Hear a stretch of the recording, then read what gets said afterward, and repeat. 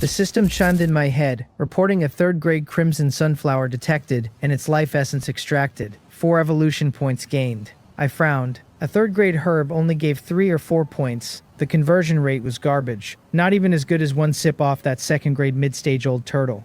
Feeling snubbed, I flew straight to the most eye-catching 4th-grade herbs and plunged into the very mind-concentrating flower she had just studied. 4th-grade herb detected. Life essence extracted. 8 evolution points. That was it for a 4th grade. I felt cheated. The return higher than the 3rd, but still a painful loss. But as I moved to pull free and try another, a key thing hit me that I did not feel full at all. I looked down at my belly. Still flat.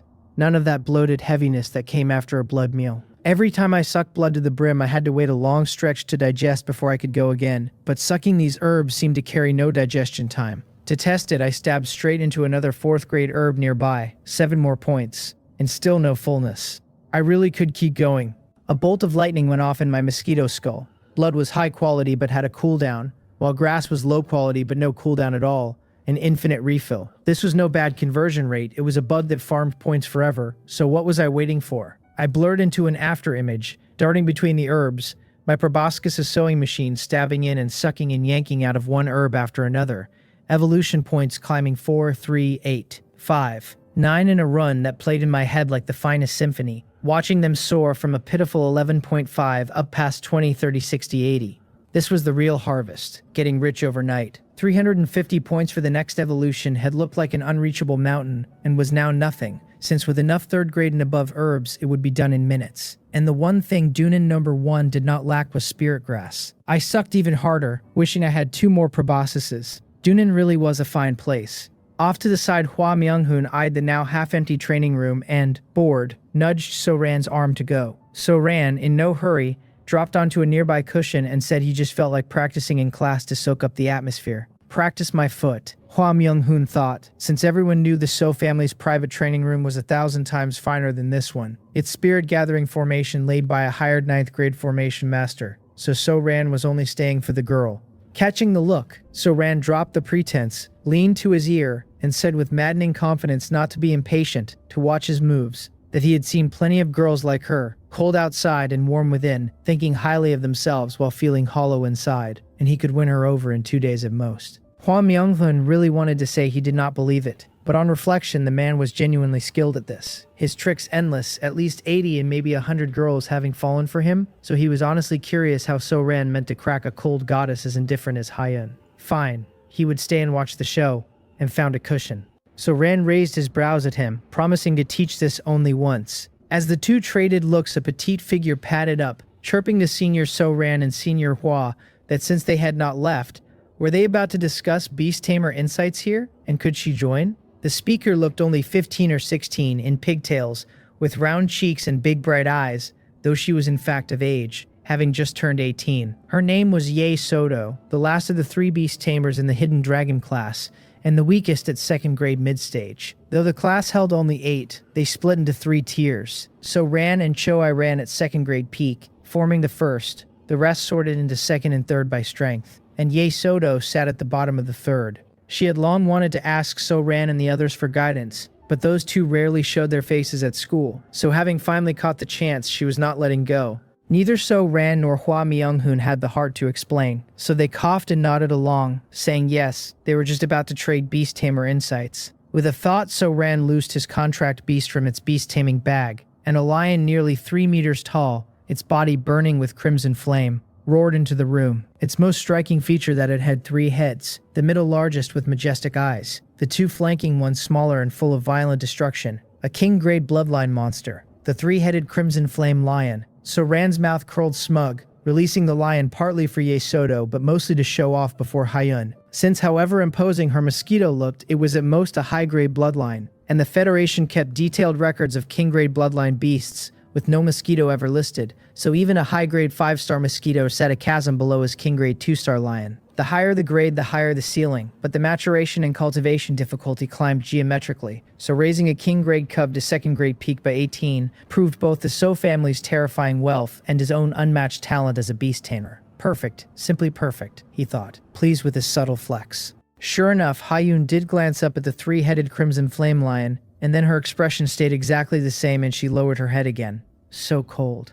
Taking the cue, Hua Myung-hun released his own contract beast, a huge black ape with knotted, explosive muscle, purple electric arcs flickering through its fur. A high-grade 5-star bloodline monster, the Thunderstorm Vajra. Ye Soto excitedly loosed her own little darling, a fox Snow White all over and only kitten-sized. A crescent moon mark on its brow. A high-grade 5-star bloodline monster, the Moonlight Spirit Fox. For a while, the three beast tamers circled their beasts, faking research and discussion, though only Ye Soto listened in dead earnest, now and then jotting in a little notebook, while So Ran and Hua Myung-hun spouted nonsense and stole sideways glances at Hyun. Then something tugged at me and my head shot up.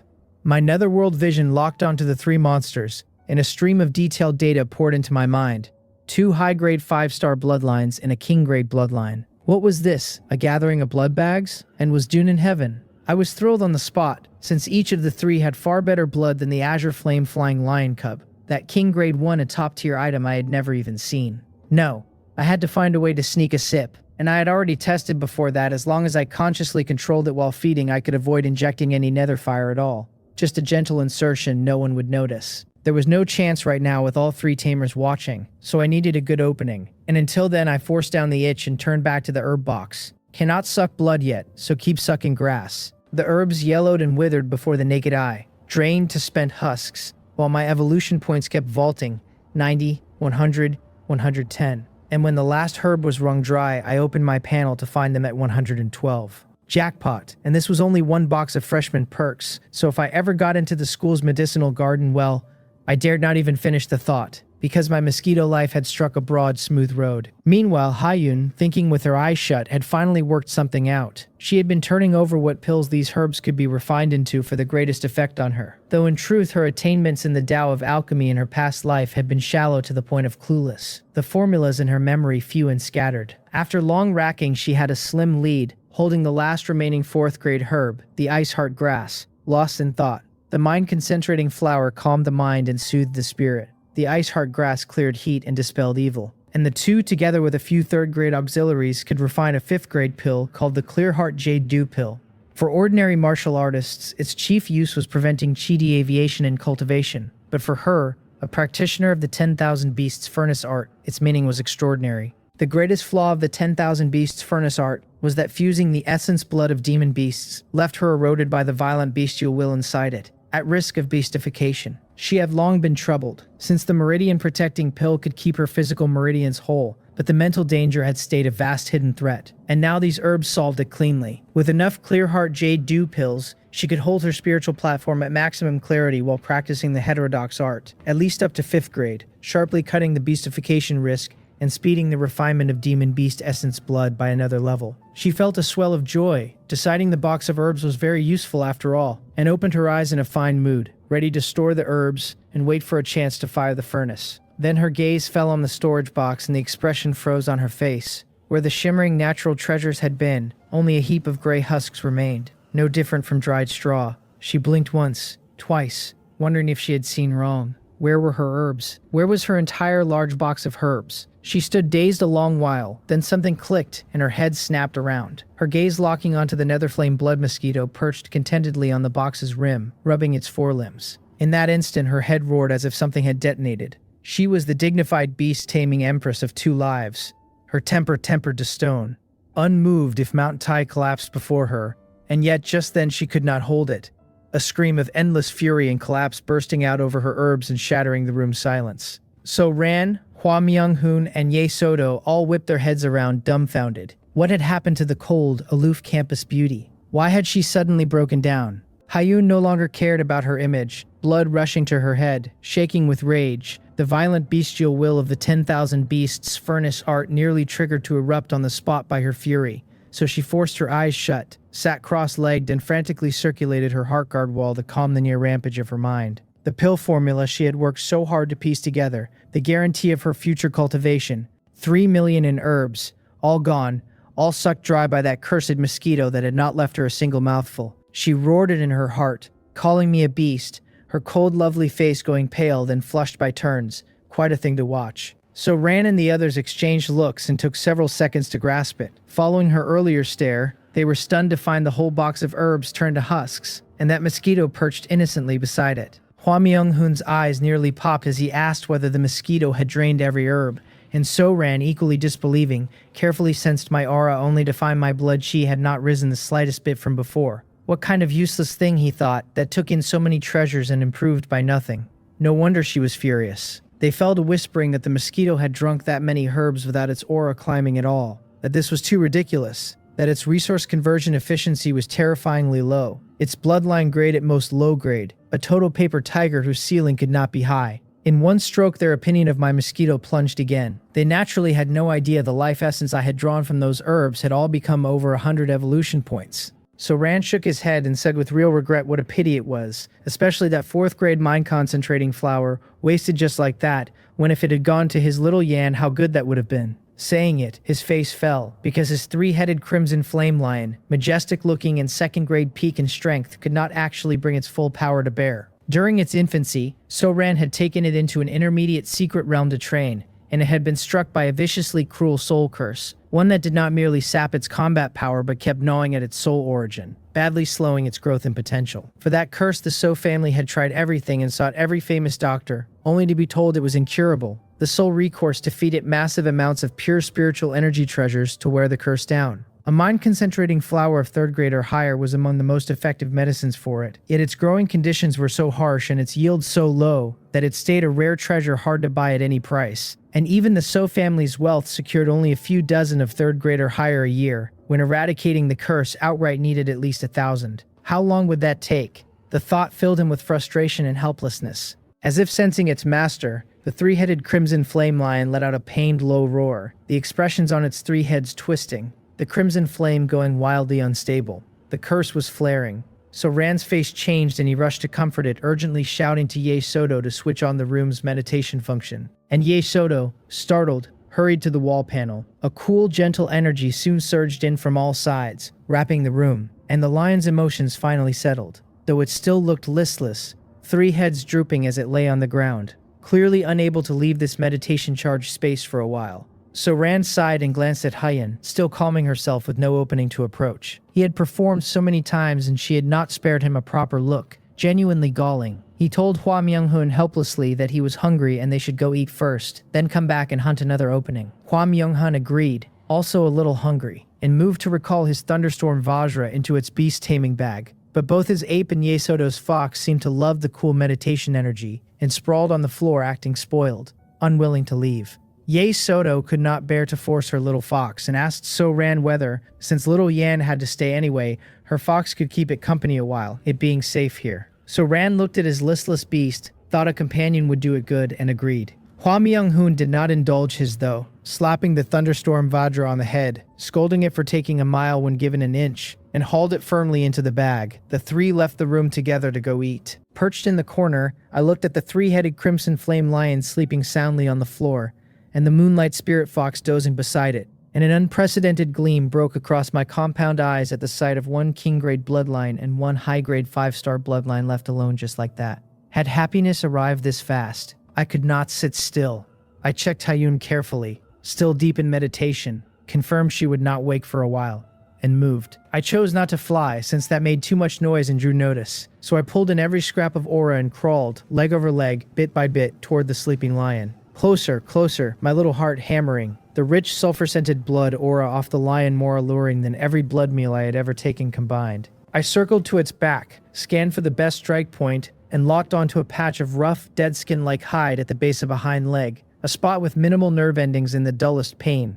I drew a breath, guided my thin, ferocious proboscis to the dead skin, and eased it in, bit by gentle bit. The lion's massive body shifted slightly but did not wake, only settling into a more comfortable position to keep sleeping. Success, and wild with joy I could not suppress the thrill as I started sucking. The system announced a king-grade 2-star 3-headed crimson flame lion detected. Feeding beginning, and a torrent of blood chi vaster and purer than anything before surged into me like a volcano erupting. The panel reported I had absorbed 86.6 blood chi for a current total of 608. The blood now digesting over an estimated 45 minutes for an expected 15 evolution points on completion. That bite was fierce. Just as the records claimed of a king-grade bloodline, the quality was another thing entirely, and even short of adulthood, 1 bite yielded far more blood chi than that 8th grade azure flame flying lion, helped by my own grown size letting me drink more. Full, I moved to withdraw, but as I did, I felt a cold, twisted, resentful energy being drawn in along with the blood. A curse. And the soul-devouring nether flame inside me boiled up like a cat that had smelled fish, surging on its own toward that cursed energy. And where the cold curse touched the nether flame, it was like ice meeting hot iron, burned and purified in an instant, then turned to wisps of pure soul energy that fed my spiritual power in return. The system logged a soul curse detected. Burning and purifying, purification successful, spiritual power up 5, then 6. I was dumbfounded that my own fire could purify curses. An unexpected windfall, and I could feel the curse still lurking vast inside the lion, so purifying and absorbing all of it might net me dozens of spiritual power points, and spiritual power took up no room in my stomach. Well then, Mosquito Lord would clear this curse as the meal fee, since I was never one to eat for free. With the thought, I threaded a wisp of soul-devouring nether flame finer than a hair down my proboscis into the lion, and it rode the blood like a guided missile to the curse buried deep in the beast's soul. The flame detonated, and the soul curse that had bound the lion for years and left the So family helpless could not last a single second under the burning of the soul-devouring nether flame before it vanished utterly. The sleeping three-headed crimson flame lion relaxed all three heads at once, as if setting down a heavy load, gave a comfortable whimper, rolled over, and slept deeper. A great surge of the purified cursed energy converted to rich spiritual power and rushed up my proboscis in a run of gains, and the system reported a total of 62 spiritual power absorbed for a current spiritual power of 850. Done. I pulled free, satisfied, and flew back to the corner without a sound. I looked at the sleeping lion, then turned my gaze to the moonlight spirit fox dozing nearby. Another high-grade 5-star.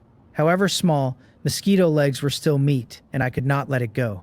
I waited a full 45 minutes, and after digesting that bite of king-grade lion blood, I felt full of strength and much replenished in spirit. Then I fixed on the moonlight spirit fox again. The little thing was tiny as a kitten, so I figured I could only manage half a bite. Any more and there would be trouble. But half a bite beat nothing. Same trick. Crawled over quietly, aimed at a patch of dead flesh on the fox's furry rump with no pain sense, and eased the proboscis in. The system flagged a high-grade 5-star moonlight spirit fox detected. Feeding beginning. 31 blood chi absorbed for a current total of 639. Digesting over 25 minutes for an expected 6 evolution points, and a projected total of 123. Sure enough, a high-grade bloodline could not match a king-grade. I was about to pull my mouth out and run when I froze again, feeling clearly that the little fox's blood held many faint, near imperceptible impurities. Impurities that looked like the shackles keeping its bloodline from climbing higher. And my own soul-devouring nether flame, it seemed, could burn those impurities away. The thought left me stunned.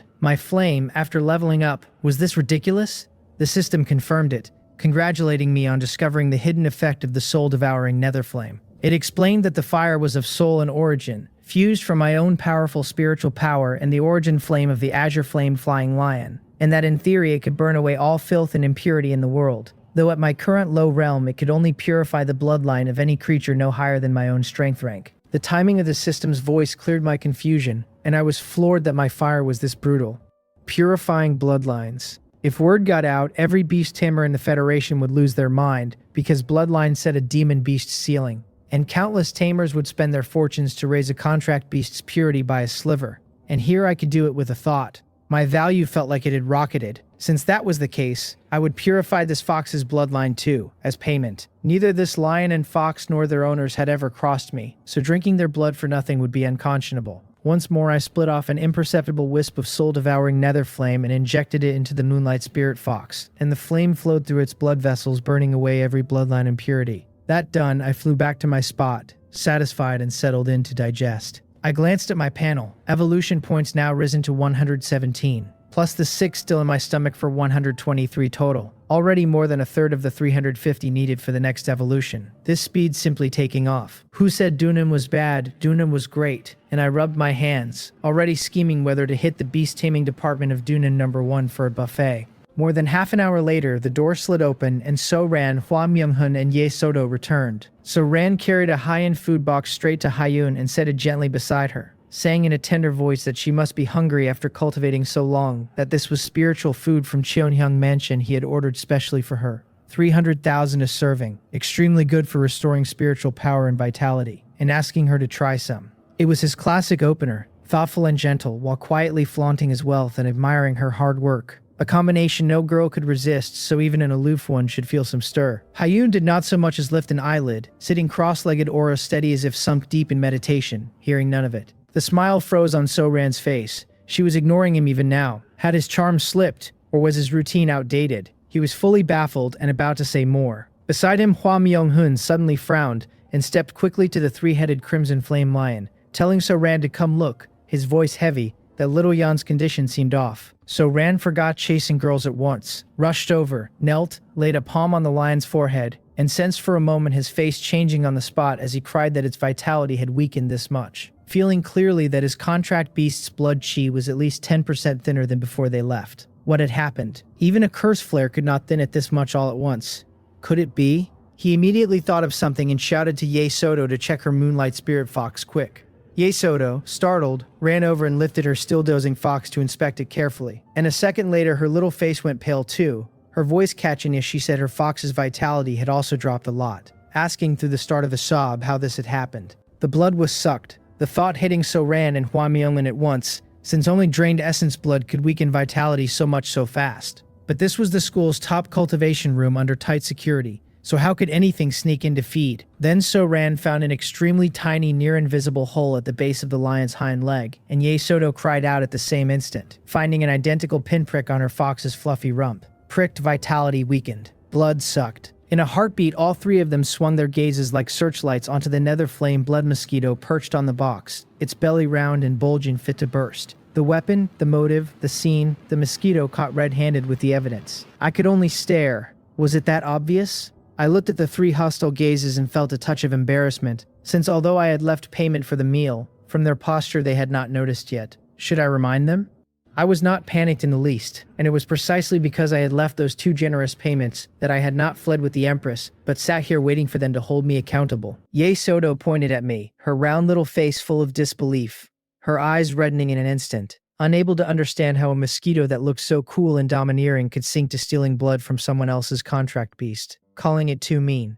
So-ran's face was now dark enough to drip water. He stared at me, the fury in his chest a volcano on the verge, and yet forced it down, his voice calm but with the pressed-back rage plain beneath it, telling Hyen he thought she owed him an explanation. To any beast tamer, a contract beast was a partner in life and death, especially before the 5th rank when there was only one, and having yours mysteriously attacked and its precious essence blood drained would send any tamer into an instant rage. To So-ran right now, chasing girls or admiring some aloof goddess no longer mattered, and if she gave him no reasonable answer, he would let her learn what Dunan's #1 genius was made of. At that high-end surface from her meditation, having finally calmed the rage over the mosquito draining her herbs, and the moment she opened her eyes, she found So-ran and Hua Myung-in before her with black faces, plainly there to settle accounts, and that little girl clutching her fox and wiping away wronged tears. Hyun was somewhat bewildered, but when her gaze swept the three-headed crimson flame lion lying there with a withered aura, her heart skipped, and almost reflexively she turned to look at me.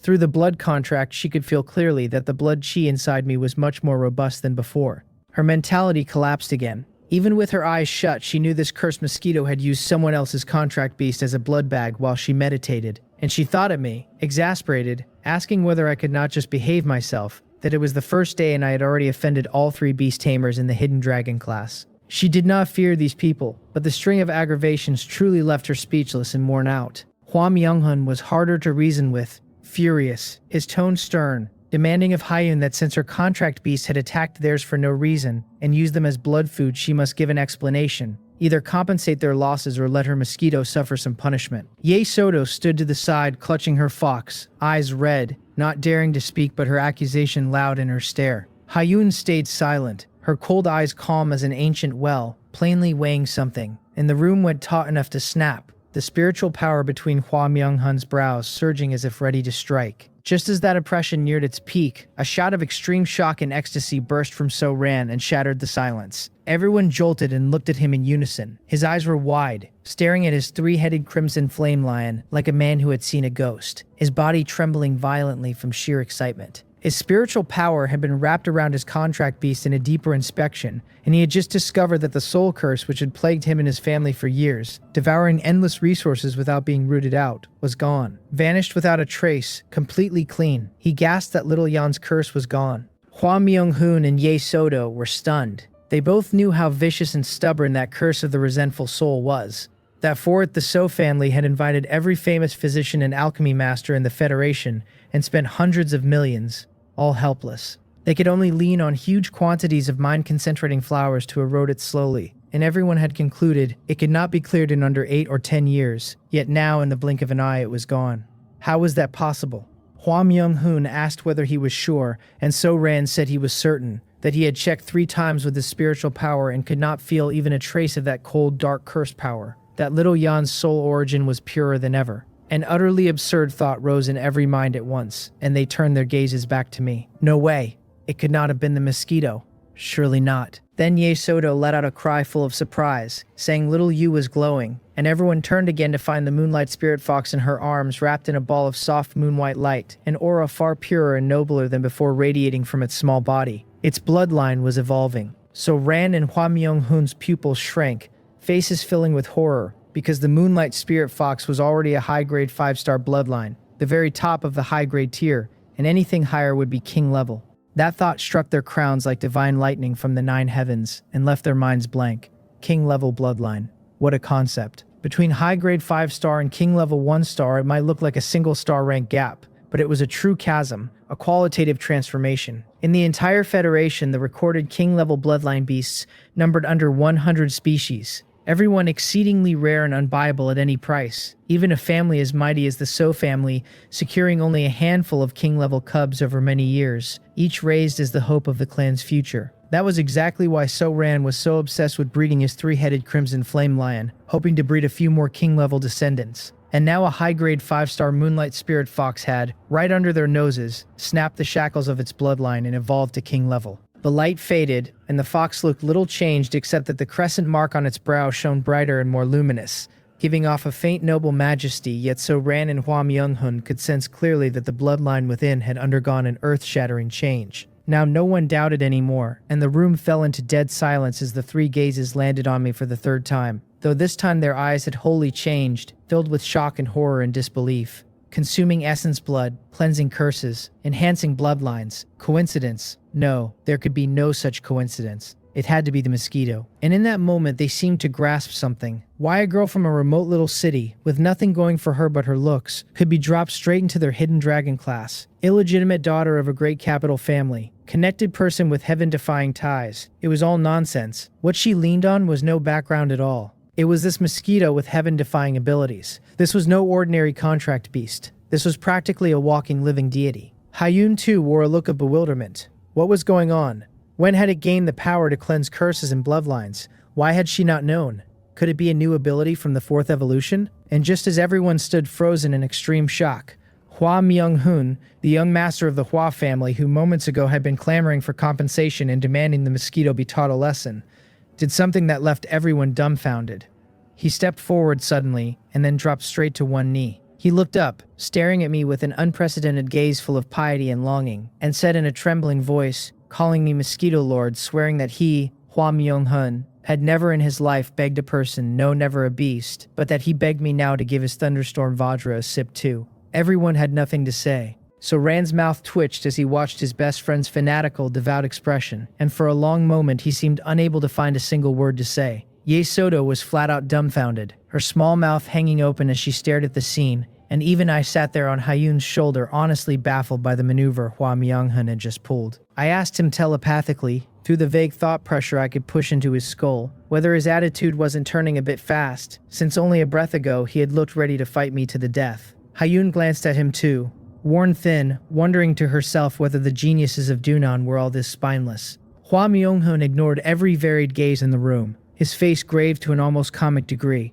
He was not the fool his posture made him look, kneeling and calling me Mosquito Lord like some clown at a fair, because the whole act was the product of careful calculation. He did not believe for a second that I could understand his words, since no matter how heaven-defying my abilities were, in his head I was still an insect-type beast, whose intelligence had to rank below any other beast of the same bloodline tier. He privately doubted my intelligence even reached mid-grade, which meant the pretty little speech had never been aimed at me at all. It was aimed at Hyun. He was staring straight at the opportunity of a lifetime, the kind of chance that rewrote a man's whole fate. Yi Soto's moonlight spirit fox had potential on par with his own family's thunderstorm Vajra, both high-grade 5-star bloodlines stuck at the same wall for who knew how many years. And to drag his thunderstorm Vajra a single step past that wall, into king level, the Hua family had already burned resources worth well over 100 million. with nothing to show for it. The threshold a chasm no gold could bridge, yet Yesoto's fox had crossed it so easily, all because a certain mosquito had bitten it. And that once-in-a-lifetime chance was sitting in the hands of the cold, aloof girl in front of him. He could not simply ask her outright because he had just been spitting venom at her, and turning on a coin to beg a favor would earn him nothing but her back. So he had invented this tactic. By kneeling to the mosquito and hailing it as Mosquito Lord in a manner that read almost like a prank, he could pour out his sincerity while wiping away the tense air of the standoff. And the instant Hyun opened her mouth to say even one word, the matter would be open to negotiation. He congratulated himself inwardly on being a genius.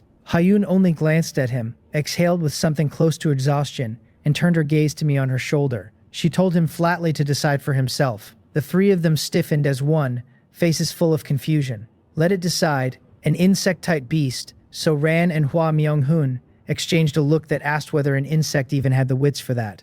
Hwa Myung-hun's heart lurched, wondering in a rush of dread whether the girl was simply brushing him off with a meaningless line, and the expression on his face turned rather ugly. Hyun saw their confusion and explained, calm as ever, that my intelligence was rated top-tier 5-star, and that single sentence nearly split their heads open. So Ran and the others were top-tier beast-taming geniuses who knew exactly what those words meant, an intelligence not one bit inferior to a human sage that even the legendary imperial-level bloodline divine beasts of story might not reach. So Ran's own three-headed crimson flame lion was already a 1 in 10,000 king-level bloodline, and its intelligence rating capped out at top-tier 4-star, 108,000 miles short of the chasm the word top-tier described. The three of them looked at me with eyes full of suspicion and disbelief, and yet they could not think of a single reason Hyun would lie about a thing like that. I watched their ghost-struck faces and found the whole business rather tiring. Why did everyone always doubt the intelligence of the Mosquito Lord? I gathered my spiritual power, which had already climbed to the second-grade early stage, and pushed one extremely simple thought straight into their three minds. Undoubtedly, all three of them jolted as if a voice had cracked open inside their skulls, trembling, eyes flying wide again. It was not true telepathy, only a raw thought pulse.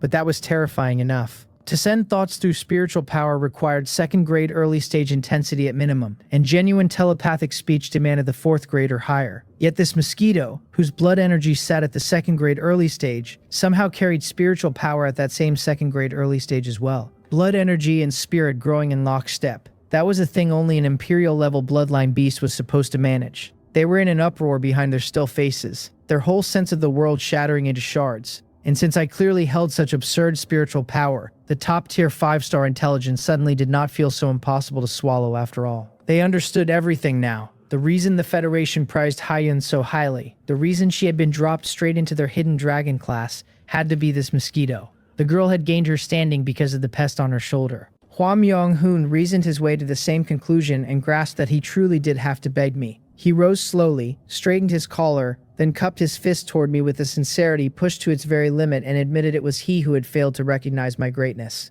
As long as I was willing to purify the bloodline of his thunderstorm Vajra and lift it to king level, I could name my price, and no condition mattered, 10 million or 100 million. So long as his Hua family could produce it, there would be no problem. I nearly cheered on the spot. My ability really was valuable. Money, unfortunately, was useless to me, since I could not spend a single coin to buy evolution points. A trade had to give me something I could actually use, something that fed my strength in a way I could measure. I passed the thought to Hyun through the blood contract, and though it came across only as a haze of intent, she caught it and, expressionless, played my translator. She told him I did not want money, that I wanted spirit herbs or beast essence blood in trade, that the spirit herbs had to be third grade or higher and the essence blood at least mid-grade bloodline or above. She agreed with the request completely, since what she lacked now was never money but exactly these cultivation resources. Hwa Myung-un froze, then broke into open joy, because none of that was beyond his reach. He asked at once what quantity I needed. I had no clue about the market rate, since how in the world would I know the going price of my own saliva, and Hyun understood that too and answered on my behalf with a serenity worthy of a queen, telling him he could set the amount by his own sincerity. The poor man was being asked to bid on his own conscience. He gritted his teeth and made up his mind in a heartbeat, promising the Mosquito Lord an answer worth its while by tomorrow. Problems that resources could fix were no problems at all, and if his Thunderstorm Vajra evolved into a king-level bloodline, his standing inside the family would rocket, perhaps even to air, and this small cost meant nothing against that. So Ran finally shook off his shock. He stepped forward, first offering Hyun an apology heavy with regret, then turning to me with utter sincerity and not knowing how to address a mosquito, simply following Hua Myonghun's lead and calling me Mosquito Lord. He confessed the fault had been his for failing to recognize my greatness, begged forgiveness for the offense, and told me I had not only cured little Yan's chronic illness, but lifted an enormous weight off his heart, a debt of gratitude he swore he would never forget. To express it, he offered 100 stalks of third grade or higher spirit herbs, and pressed me to accept. He guessed privately that my earlier devouring of spirit herbs had not been waste at all, but some special path of cultivation, so gifting herbs would be catering to my taste. And he knew full well that with the heaven-defying powers I had shown, the future waiting for me and my master was beyond measure. He had to befriend us early. 100 stalks of third-grade spirit grass. Both Hua Myung-hoon and Ye Soto felt their eyelids jump. Even in a first-tier city like Dunan, the overwhelming bulk of spirit herbs on the market sat below the third grade, for two plain reasons. First, the overwhelming bulk of cultivators in this world were below the third grade themselves, the vast consumer base. Second, the difficulty of cultivating spirit herbs of the third grade and above rose exponentially. Even a pharmaceutical giant like the So Group saw its annual output capped, and above the fifth grade its yearly production would not reach double digits. Most of that funneled straight to the Federation and the military. Even So Ran, the most valued direct line genius of the So Group, could pull no more than 100 stalks of third grade and above herbs in a year. Producing 100 stalks in one gesture meant he was paying a brutal price. Hearing it, I was overjoyed. 100 stalks. Even if a single stalk handed me only 3 evolution points, that was a full 300 points, a clean vertical takeoff. I nodded my satisfaction to show I accepted. Ye Soto snapped out of her daze too, clutching her little fox that had just crossed into a king-level bloodline. So excited she was tripping over her own words, bowing and thanking me again and again and stammering out an offer of 50 more stalks of third-grade spirit grass. I lay on Hyun's shoulder, watching these 3 geniuses, who had been baying for my death moments ago, now grovel like humble grandsons, and I felt magnificently smug, since winning without a fight, subduing 3 top-tier geniuses outright, and turning an enormous profit in the process was a total effortless victory. Hyun watched the absurd scene unfold, remembered her own box of shriveled, sucked dry spirit herbs, and her heart churned. This wretched mosquito caused her endless trouble, and then somehow impossibly resolved every scrap of that trouble to perfection while pocketing a fortune, committing all the bad deeds, and reaping all the rewards. In the classroom of Elite Class 1 of the Senior 3 Beast Taming Department, the air hung heavy as a tomb. The strongest second-grade early-stage beast tamers of the class, usually loud and high-spirited, all sat with their heads bowed and their eyes complicated, silent as the mute. They had been a single step from the Hidden Dragon class. 3 years of effort, of sleepless nights, of families pouring in money to strengthen their contract beasts, and some had even sold the old family house to buy 1 stalk of third-grade spirit grass. And now the post on the forum drove itself into their chests like a knife. A girl from a nothing town like Gang City, strength reportedly only first-grade mid-stage, a contract beast that was nothing but a white-striped mosquito, airdropped straight into the Hidden Dragon class. Their effort, their investment, their sweat and their tears, all of it counted for nothing against one connected outsider. In a corner of the room, a gloomy youth gripped his phone so hard his knuckles bled white. His name was Wang Do, the younger brother of Wang Ri. He stared at the forum post, each word a needle, and he knew his sister had written it. The night before, Wang Ri had come home with her face swollen like a pig's head, weeping and pouring out her grievances to him for a full hour, telling him how unreasonable this student named Hyun was, how she abused the rules, and how Wang Ri herself had been slapped in public by President Wang without a single word of explanation. Listening, Wang Du had burned with a rage that wanted nothing but to rush to Gang City and tear the girl to pieces. He knew better than anyone what his sister had given up for him. Their family was ordinary working stock, their parents dead early, and Wang Ri had raised him alone. To scrape together the crushing tuition and resource fees that put him inside Dunnan No. 1 Youngmu High School, Wang Ri had married and divorced 7 times, taking a heavy settlement and dowry each time, and later becoming the kept mistress of a wealthy businessman, barely nursing him to first-grade peak, and pushing him into the elite class. Every inch of his progress was soaked in her tears and sacrifice. And Hyun, born into a good family, blessed with a good father, free to act however she pleased, backed by a heavyweight like President Wang, free to humiliate his sister. On what grounds? Around him the other students muttered low, their voices thick with resentment. One asked how a girl with only first-grade mid-stage vitality and a white-striped mosquito could possibly enter the Hidden Dragon class, and whether the whole thing was a joke.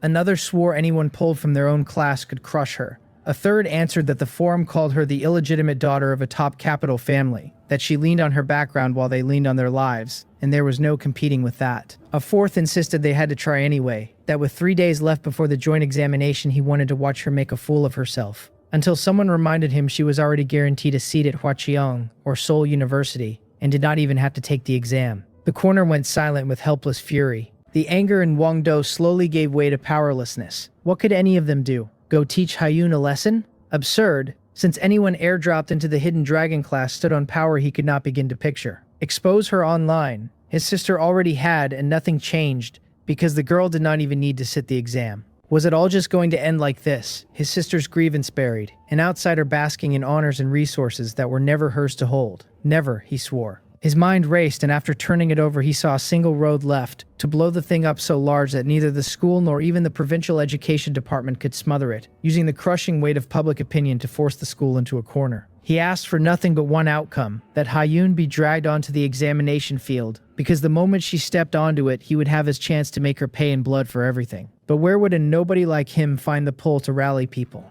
He was a middle-of-the-pack student in the elite class, invisible in his own room, and no one would follow him into trouble. Just as despair washed over him, a familiar figure passed the corridor outside, face dark. Jinjiang. Wang Do froze, and then a spark of inspiration cracked across his brain. He had no influence, but Jinjiang was another matter. The lone outlier of the Hidden Dragon class, a boy from an ordinary family who had clawed his way up through sheer desperate effort and raw talent. A story every student at Dun and Number 1 knew by heart. He was the idol, the spiritual banner of every student born without a name. If Jinjiang could be talked into standing up front, the crowd that answered would number in the thousands with a single wave of his arm. Wang Do could not stay seated another second. He shot up and rushed out, calling for Brother Jin. Jinjiang stopped and looked back at the stranger blocking his path, his brow tightening. Since he was in a foul mood and wanted to speak to no one, Wang Do did not care. He stepped close, dropped his voice, and asked whether Jinjiang had seen the forum, whether he knew the connected girl named Haiyun had been dropped into his own Hidden Dragon class, and what he thought of that. Jinjiang's face darkened another shade. He stayed silent a moment, then said in a hoarse voice that he knew, and that it was not fair. Wang Do's temper flared instantly. He pointed at the students streaming below the teaching building, his voice shaking, and demanded to know who among them was not training with his life on the line, whose parents had not smashed their pots and sold their iron to scrape resources together. They worked this hard for one thing only, a fair chance to compete, and now a nepotism hire had strolled in and stolen a seat that should have gone to someone more gifted and more deserving. He asked whether they were simply going to stand and watch it happen, whether Jinjiang was resigned to it. Jinjiang's fists clenched again. Resigned. How could he be when he loathed this injustice more than any of them? But what could he do when the girl's background made even the school afraid, and he was only a student with nothing to fight it with? He said as much, that he did not know what he could possibly do. Wang Do said he could do plenty. They could protest, demonstrate, unite every dissatisfied student in the school, use their voices to tell the school and the education bureau that this injustice would not be swallowed, and force them to make Haiyun sit the joint examination. And on that field they could beat her openly, fairly, squarely, for nothing but the sake of fairness. This, he insisted, was their only chance. Jinjiang shuddered, shaken by the words. Demonstrations. Would that not blow up far too large? Would it not drag the school into a mess when the school had shown him kindness? Wang Do saw the hesitation and struck while the iron glowed, asking what happened next time if they endured this one. Whether there would be a second connected hire, a third, and whether commoner students would ever climb out of the pit then. He told Jinjiang he was a member of the Hidden Dragon class now, the hope of every ordinary student, and that only if he stood would the others follow, because he was their backbone. Jinjiang's heart wrenched. He thought of his father, dead of overwork at a construction site, of his mother driven to shameful loans and endless humiliation, of a road paved with his family's blood. How could he not want fairness? But he confessed, awkward and quiet, that he did not know how to speak, did not know how to talk anyone into walking with him. It had worked, and Wang Do knew it. He clapped his own chest and swore he would write the speech, that Jinjiang needed only to stand before the crowd and read it aloud, nothing more. Jinjiang looked at those eyes brimming with expectation and trust, then down at his own hands, calloused from years of training, and after a long silence he nodded heavily and said he would try. Wang Do walked back into the classroom already smiling, because it had worked. Jinjiang was an honest fool, but as long as he stood up his reputation would gather a crowd. The protest would explode, and the higher-ups would owe an explanation, and once Haiyun was forced onto the examination field, there would be a chance to humiliate her savagely. Whether Jinjiang offended people or the protest slipped its leash touched him not at all, since he only meant to use the boy as a knife to carve out his goal. He sat, took out his phone, and began drafting the speech. already picturing the day of the joint examination, when a mob of furious candidates would teach Hyun her lesson, while he stayed hidden in the shadows and let Jin Jong and the outraged students take the blame and avenge his sister for him. Background or no background, when the day came, she would learn that strength was the only truth that mattered. Elsewhere, Hyun had already brought me to the central hall of Dunnan No. 1 Youngmu High School. Before leaving, So Ran had pressed an extra 100,000 points on her, saying she could exchange them for resources at the school's central hall. So she stopped by to see what it amounted to. Inside, the space stretched far wider than the exterior suggested, plainly built out with space expansion formations. People moved through the hall in every direction, most of them students in a hurry, faces drawn with exhaustion. At the center floated a giant light screen scrolling with mission listings, and around the walls sat individual exchange windows. Hyun walked to an empty window and swept her points card across the sensor, and the wall in front of her turned into a huge touchscreen listing countless resources by category. An eye-dazzling spread of pills, spirit materials, cultivation techniques, and martial arts, formation resources, and beast-taming resources. I lay on her shoulder, compound eyes brightening, and buzzed my delight at so many good things, because in my sight this was no resource list at all but a menu for an all-you-can-eat feast. Hyun stayed composed. She opened pills first, where the first and second grade recovery pills and healing pills were reasonably priced. But from third grade upward, the numbers began climbing exponentially. A single barrier-breaking pill that could aid a breakthrough past the third grade wall cost 80,000 points, which meant the 100,000 So Ran had given, so grand on the surface, bought exactly one decent pill. She opened spirit materials next, where the herbs ran a touch cheaper than the outside market, yet the aged, high-grade stock was still absurd in price, with nothing worth noting. She scrolled on, only wanting a rough sense of the school's reserves, and when she idly opened the formation resources list, her finger stopped. At the very top, marked in striking crimson gold, sat 2 items: a king rank 3-star beast, the mountain-shaking demonic ape, a full set of essence blood, adult, containing origin, exchange cost 12 million points, and a king rank 4-star beast, the deep-sea mysterious turtle, a full set of essence blood, adult, containing origin, exchange cost 18 million points. A rare ripple crossed her cold eyes, a full set of essence blood from an adult king-level beast, and containing origin of which there could not be many in the whole country.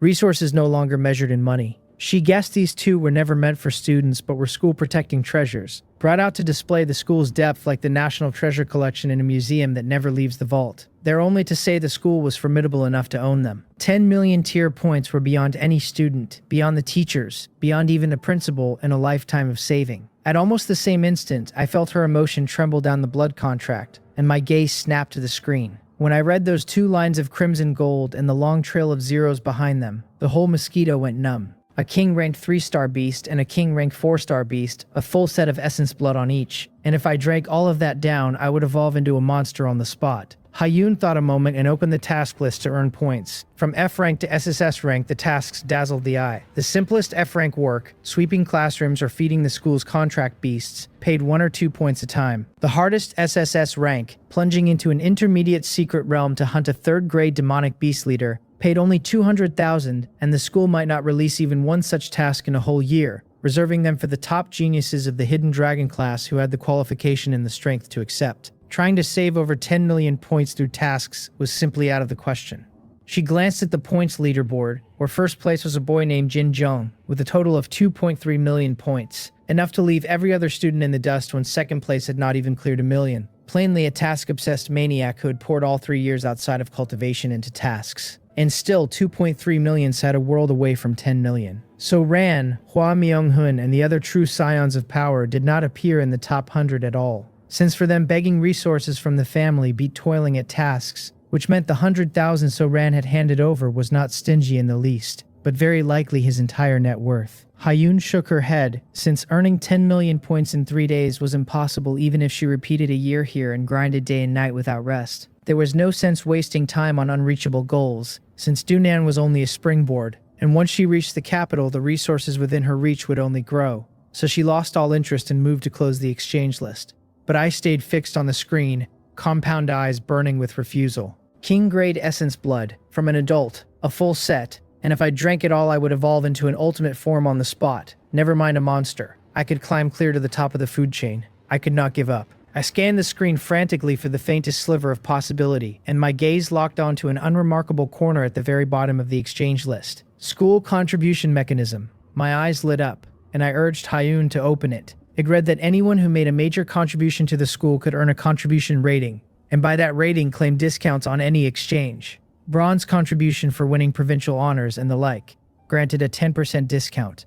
Silver contribution for winning federal honors, granted a 30% discount. Gold contribution for a major breakthrough in some field that brought the school great prestige, granted a 50% discount. And Hall of Fame contribution for turning the tide in a great crisis and saving the school from ruin, granted a 70% discount and an additional reward of 1 million points. Hall of Fame contribution. My mosquito brain spun up to full speed. That 12 million point mountain-shaking demonic ape essence blood, at a 70% discount, dropped to 3.6 million, and subtracting the 1 million reward left only 2.6 million. Still enormous, but no longer untouchable. Hua Myung-hoon would pay a heavy price to evolve his beast to king grade, so I could squeeze several 100,000 points worth of resources out of him easily. And the Empress's storage bag still held the loot stripped off that unlucky Yu Myung to recycle for a good deal more. And if all else failed, I could lean on So Ran and the other geniuses I had just convinced to chip in. There was genuine hope. But the moment I read the terms for the Hall of Fame contribution, a bucket of cold water drowned the flame I had just lit.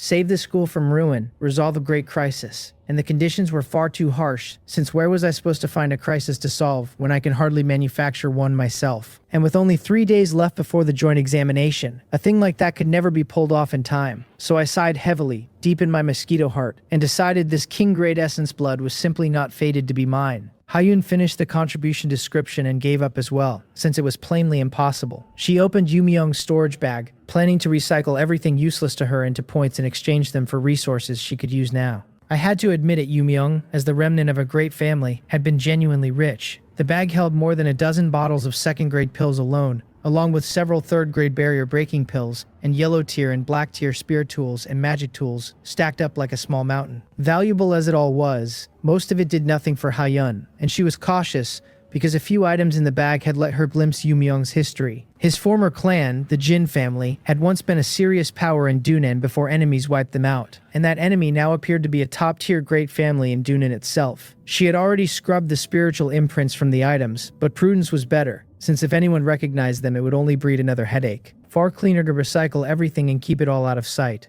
She selected the whole useless lot and recycled it at once. A chime, and the recycling succeeded, yielding a total of 1.27 million points. Added to So Ran's 100,000, she now held 1.37 million points, a sum enough to drive any student mad with envy. She nodded satisfied and moved to exchange it for high-quality 4th-grade pills and cultivation resources. But just as she was about to confirm the exchange, my frantic thought rang out in her mind, telling her not to exchange, to keep every point.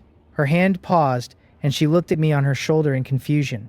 What was I scheming now, keeping the points to watch them multiply, puzzled, but trusting the mosquito that had spun miracle after miracle? She stopped. I pushed another thought at her, urging her toward the place beyond the hall, where the smell of medicine ran thickest, and then I lifted straight off her shoulder and flew for it. She followed the direction I took, her brows knitting slightly. It led to the school's spirit herb base, a place forbidden to unauthorized personnel. She wondered what this creature intended now. On the back mountain of Dunnan No. 1 Youngmu High School, inside a vast expanse sealed by a 9th-grade formation, stood one of the school's most vital core facilities, the Spiritual Medicine Cultivation Base. In a conference room at the heart of it, the air lay as oppressive as a graveyard. Principal Jin paced back and forth with a troubled face, and seated before him were over a dozen people, every one a top expert in the field of spiritual plant cultivation within the Federation. Several were chief cultivators from the local Dunan pharmaceutical giant, the So Group, and others were national-level experts summoned at great cost from the Federal Spiritual Plant Research Institute in the capital.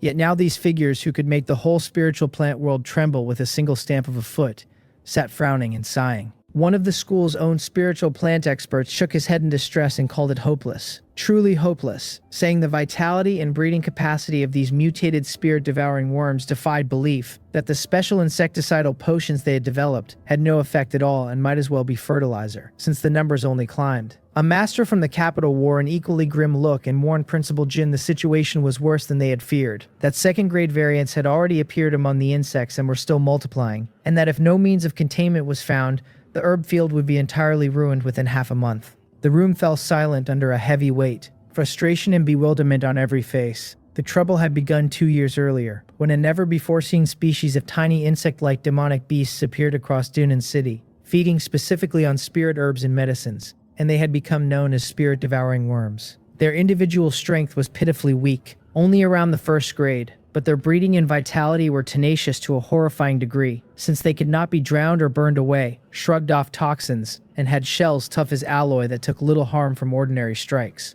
Their most terrifying feature was their sheer number, hundreds of millions, perhaps billions, so that even an 8th grade powerhouse had to give ground before that many. Over 2 years, Dunan had tried everything, and the Federation had sent group after group of experts to negligible result, until in the end they resorted to the crudest method, ringing the vital medicine zones in high-level formations and helplessly watching the plants beyond be devoured, and the output of spirit herbs across the city had crashed by over 30%. Dunnan No. 1's medicine base, shielded by a 9th grade guardian formation raised by the education department, had always been the safest sanctuary in the city. Until a month ago, the little insects somehow slipped past the guardian formation and infiltrated it. And to them, this treasure land, where the spiritual energy hung thick enough to touch, was paradise. In a single month, the plague fully erupted, and worse, only days ago they had discovered the pests here had mutated, a large number breaking through from 1st grade to 2nd grade. The destructive power of a 2nd grade pest ran more than 10 times that of a 1st grade one, and in a few days over 30% of the base's fields had been eaten clean into barren earth,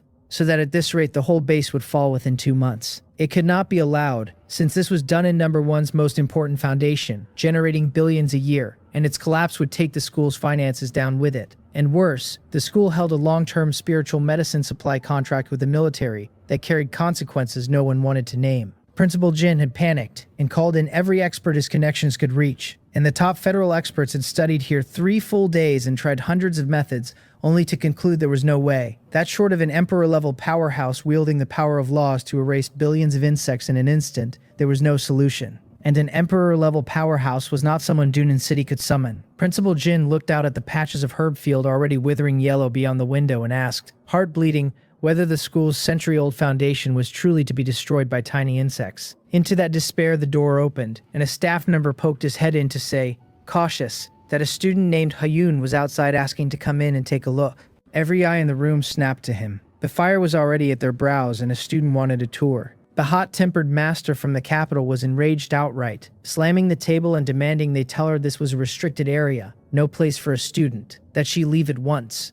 The others said nothing, but dissatisfaction filled their faces, since they were losing their hair with worry, and had no patience for an ignorant brat. The staff member shrank his neck and looked to Principal Jin, who nursed a massive headache of his own. He explained to the room with a bitter smile that Hayun's background was a bit special and could not be easily refused.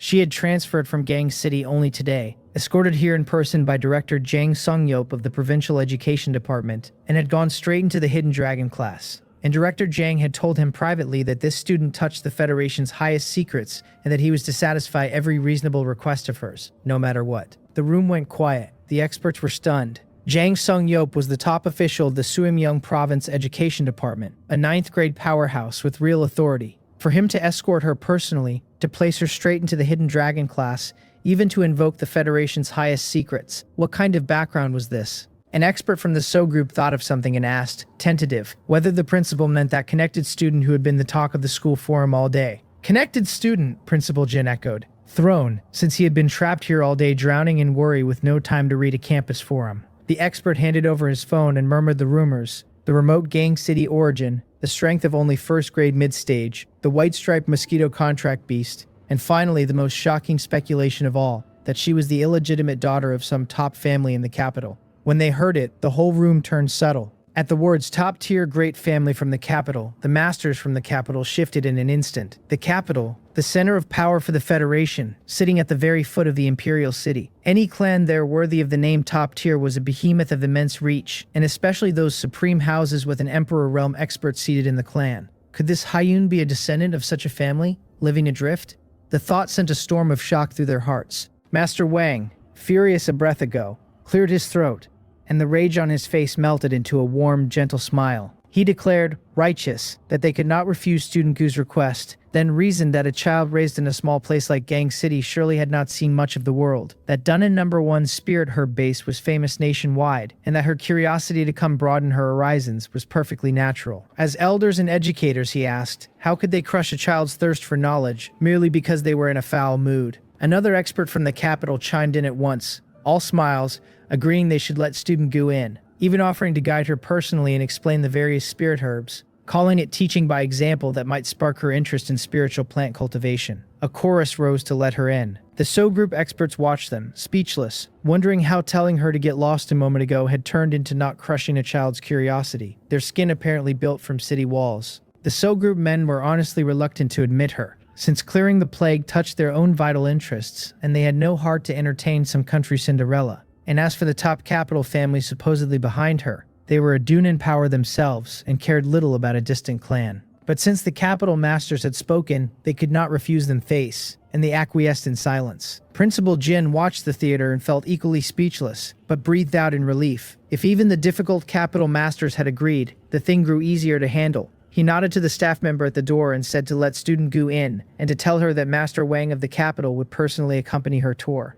Master Wang, overjoyed, straightened his collar and strode for the door, his sums already run. This was a massive opportunity, an illegitimate daughter of a suspected emperor-level family currently in a lowly state, the perfect target for investment, and if he built a good relationship now and she mentioned him even in passing when she returned to her family, his whole life would take off. Never mind vice president of the Spirit Plant Master Association, he would be fit for president outright. Haiyun was led into the room by the enthusiastic Master Wang, and a dozen gazes fell on her at once. The capital masters wore warm smiles, eyes full of an elder's care for a junior. The So Group and local Dunan experts mostly disliked this Cinderella, but did not dare offend her given her standing, and squeezed out smiles of their own. Then their gazes slid to the ferocious mosquito perched on her shoulder, and they froze slightly. This was not a white-striped mosquito, surely. Whose white-striped mosquito looked like this? Its carapace patterned in interwoven deep blue and dark red, its head ringed by a band of flame. Clearly a never-before-seen variant. But they were only mildly surprised before withdrawing their attention, since however great a variant it was, it remained an insect-type beast, and the bloodline ceiling for insect types was pitifully low. At most a mid-level bloodline, with those reaching high level as rare as phoenix feathers. Not worth their notice. What mattered now was the plague. Haiyun had ignored every person in the room from the moment she stepped in. Her gaze passed through the floor-to-ceiling windows, and locked onto the vast fields of herbs beyond, more precisely onto the stems and roots of those fields, onto the dense tide-like swarms of tiny black dots crawling over them. Spirit-devouring worms. She was mildly surprised, since she certainly knew the thing. In her past life, this insect had erupted into several national-level plagues across the globe, walking disasters no ordinary means could kill, and the only true cure had been a sovereign realm or emperor realm powerhouse, erasing them with the power of laws, so that for small nations without such a powerhouse, a plague meant something close to extinction. And the thing had already surfaced in Dunan, so no wonder these people wore faces as if their fathers had died. Her eyes flickered, and understanding arrived quickly. She turned to me on her shoulder and found me staring hard at the fields outside, compound eyes flashing with a light of excitement I could not hold back. So this was what I was after. She wondered whether my power to command insects could reach even monster-level insects like these.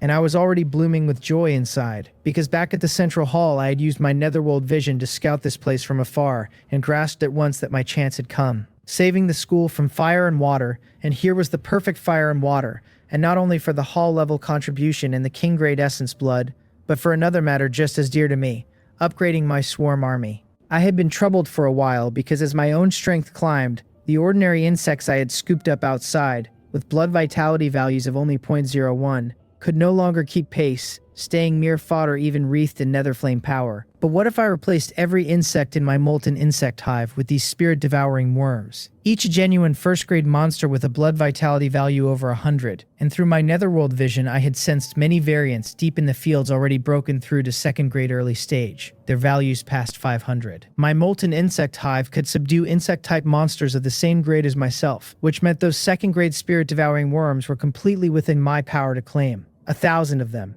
1,000 second-grade early-stage self-exploding flame insects at my command. The thought set my wings trembling because assembled, that combat power would be terrifying enough to clash not only with a third-grade martial artist, but with a fourth grade if one dared show up. One move would seize the hall-level contribution, exchange it for king-grade essence blood, and casually build a world-ending swarm army along the way. 2 birds felled with a single stone. I really was a genius. Principal Jin welcomed Hyun with full warmth, treating her exactly as he would a High Federation leader come to inspect, though inside he was thoroughly vexed, since these well-connected figures were the hardest to handle and he had no time to play. He changed the subject fast, telling student Gu they were in the middle of a critical emergency meeting and could not accompany her, and suggesting Master Wang show her around instead, his meaning clear as glass that this was no place for a little girl who should go amuse herself elsewhere. Master Wang leaned in, kindly, asking whether she was tired after the long trip and offering to take her wherever she wished. The So Group experts forced smiles and echoed him, privately convinced this Hyun was some newly risen nobody so bloated with ego she had rushed straight for a core-restricted zone, only to flaunt her privilege, the very picture of a countryside upstart, yet they dared not offend her. And it was miserable. Facing the crowds fawning, as if she were the moon ringed by stars, Hyun only stood calm. Her cold, clear gaze swept every face in the room, and she said, flat, that she had not come to tour. She wanted to discuss a deal with Dunn in No. 1 Youngmu High School. She did not know what confidence let this mosquito claim it could clear the spirit-devouring worms, but she chose to trust it. The room went instantly silent, everyone staring at one another in astonishment. A deal? What kind of deal? A student who only entered on her background, what could she possibly negotiate with the school? Hyun ignored the varied looks, raised a slender finger and pointed at the herb field beyond the window already drowned under a dense dark swarm. She said they could help the school clear these spirit-devouring worms, and that the payment the school owed in return was that complete set of king-rank 3-star mountain-shaking demonic ape essence blood in the central hall. She knew, of course, that I wanted the so-called hall-level contribution to earn an exchange discount, but that was too roundabout. And if the mosquito truly had the power to end the plague, then it truly had the standing to strike a deal with the school. She preferred it simple and direct. As her voice fell, the Capital Masters and the So Group chiefs alike looked at her with the eyes reserved for a fool. One So Group expert laughing out loud before he caught himself and stiffened, the others wearing pure absurdity.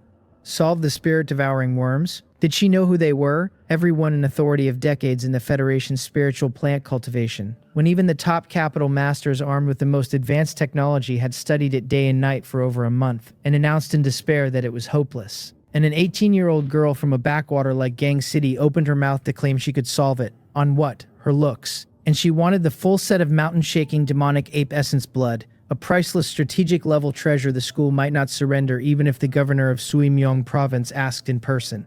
Principal Jin's face soured, feeling this Hyun truly did not know the vastness of heaven and earth, that a deep background did not license her to babble nonsense here. But he did not dare offend her, and forced to smile, coaxing her as one coaxes a child, saying the joke could not be made, that the mountain-shaking demonic ape essence blood was the school's strategic reserve and could not be touched. He offered instead to have Master Wang give her a proper day-long tour if she truly cared for spirit plants, and then escort her back to rest, his meaning being that she should stop making a scene and find a graceful way down before it embarrassed everyone. Hyun seemed to catch none of his subtext. She said, indifferent, that right now all she wanted was one set of essence blood, and that if they did not trust her, then when they had exhausted every option and came to beg her later, she would have to raise the price. I gave her a mental thumbs up. Now that line had bite. The room fell speechless before this girl, no expression left to meet her with. Where on earth did her confidence come from? And just as the awkwardness peaked and Principal Jin ached with not knowing what to do, the door burst open from outside. A young man of perhaps 25 or 26, in a white research coat and gold-rimmed glasses, carrying a faintly ostentatious air, rushed in with his face lit by ecstasy, shouting that he had succeeded. He waved a transparent container in his hand and cried out to the teachers and seniors that he had a way to solve the spirit-devouring worms. In an instant, every gaze swung from Hyun to him. Was that Ju Pyong? Had he finished his seclusion? Had he results? Was it real? The newcomer was Ju Pyong, a top-tier genius of the cultivation department at Hwacheong University. Only 25 and already holder of dual senior titles, Senior Spirit Plants Cultivator and Senior Monster Beast Cultivator. He had come with the capital's expert group when the plague broke out in Dunan, and for the past half a month he had locked himself in the laboratory, seeing no one, laboring at some research. And now he burst forth. Master Wang asked, half-doubting, what solution Jo Pyong could have, since to Master Wang the young man was a junior, and a problem the master himself could not crack could hardly yield to a junior. Jo Pyong lifted the container for all to see. Inside lay peculiar insects, pitch black, shaped like beetles, each no larger than a fingernail. He announced this was the perfect creation he had finally bred after 2 full years of splicing the finest genes of hundreds of insect-type monster beasts, and he named it the insect-herding damselfly. Everyone gathered around in confusion, studying the unremarkable black beetles. Ju Pyong, his face full of pride, explained that they held no combat power of their own, but possessed an extremely powerful mental talent, able to release a special mental fluctuation that controlled other low-intelligence insect-type monster beasts. Release them, let them breed and force through the herb field, and he could seize control of every spirit-devouring worm and make them slaughter one another, or even mass suicide, so that this 2-year plague would simply cease to exist. The whole room reeled at the claim that anyone could control the spirit-devouring worms, since the idea seemed far too unbelievable to be possible. Ju Pyong had clearly anticipated the doubt. A confident arc curled at his mouth as he opened the conference room window, carefully set a single insect-herding damselfly on the sill, and issued a simple command with his own spiritual power. The damselfly's wings vibrated faintly, sending out a ripple of spiritual power, invisible to the eye. The next second, on a whole riddled spirit plant outside, the dozens of spirit-devouring worms that had been frantically gnawing the roots suddenly froze, then turned as if maddened and hurled themselves upon their own kind, biting and devouring each other in a scene at once bloody and eerie. A collective gasp swept the room as they saw that it had truly worked. Master Wang trembled with excitement, calling Ju Pyong a genius at the sight of the student surpassing the master, and the other capital experts poured out praise for a creation that would go down in history. The So Group experts were shocked past measure and filled with respect, since they had heard Ju Pyong's background was quite ordinary, a common capital family, and yet he had climbed to these heights on unmatched talent and toil, a true favored son of heaven whose standing would surely rise no lower than a king-grade powerhouse. They glanced at Haiyun and shook their heads, since next to a genius like Ju Pyong, this country's Cinderella who had risen on blood relations and flaunted her privileges here, truly seemed beneath notice. Haiyun looked at Ju Pyong ringed in adulation, her face unmoved, though inside she nearly laughed, using mental control to handle spirit-devouring worms. These people simply did not know what was most terrifying about the worms. If they could be solved so easily, then in her past life they would never have earned the name of a nation-destroying disaster. She was already settling in to watch the show. I was a little surprised myself. This kid's bugs carried an ability rather like my own, controlling other insects. If I took his bugs as my underlings and let his bugs control the spirit-devouring worms, that was infinite nesting dolls, and I would become commander-in-chief of the whole swarm outright. But the next second I dropped the idea, because through my netherworld vision I had already sensed a massive, chaotic, faintly unified mental fluctuation slowly waking deep within the fields. Was this the show the Empress had promised in her inner thoughts? I understood something then. Amid the room's expectant gazes, Ju Pyong strode out to the open ground beyond the conference room, opened a huge incubator he had brought, and released all thousands of insect-herding damselflies inside, crying out for his children to go. He surged with feeling, certain he was working a miracle in the world of spirit plants, that once it succeeded, he would go down in history, be named an outstanding alumnus of Hwacheong University, and rise to a new tier in the upper reaches of the whole Federation. The insect-herding damselflies shot into the boundless sea of insects like arrows loosed from the string. At first the effect was striking, great swaths of spirit-devouring worms falling into chaos under their control, turning to slaughter each other, and thunderous cheers and applause broke out in the room. Every expert thrilled as if the plague were already broken. Then, all at once, the change came, and the boundless black tide of insects halted as one, every spirit-devouring worm stopping in the same instant. An invisible yet suffocating mental pressure, vast and terrible, swept out like a tsunami and swallowed the entire medicine base, and every brain in the room felt struck by a hammer going blank in a breath. Master Wang cried out in horror that this was hive mind, and the color drained from his face. The word changed every expression at once, and Ju Pyong went paler than a corpse, since hive mind was a lesson the Federation had paid for in blood. Over 70 years ago, in the golden age of secret realm exploration, 3 king-level powerhouses had entered a newly found realm named the Fallen Insect Abyss, where nearly all the life fluctuations came from insect-type demonic beasts, and they had not taken it seriously, judging insect intelligence and bloodlines weak and easy to handle. They were wrong. Those billions of insects were no rabble but seemed to share one brain. Countless weak spiritual powers threaded into a single colossal collective will, and in under half an hour all 3 had fallen beneath its flawlessly coordinated assault. The realm was rated calamity level, and that terrible will was named hive mind, and these spirit-devouring worms were now showing the same ability. The spiritual power of every worm fused into one whole, a single worm's power, nothing but hundreds of millions gathered together, brushing faintly against the threshold of the king grade. Against that world-ending collective will, The mental fluctuations from Ju Pyong's insect-herding damselflies were a single leaf boat in a giant wave, crushed before they lasted even a second.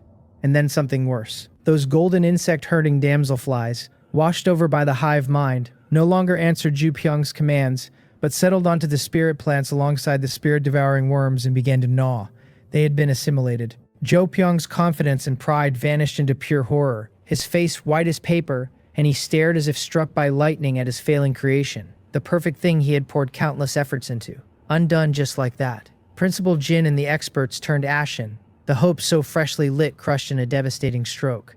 Despair, endless despair, filled the room. And into that dead silence a cold, clear voice spoke.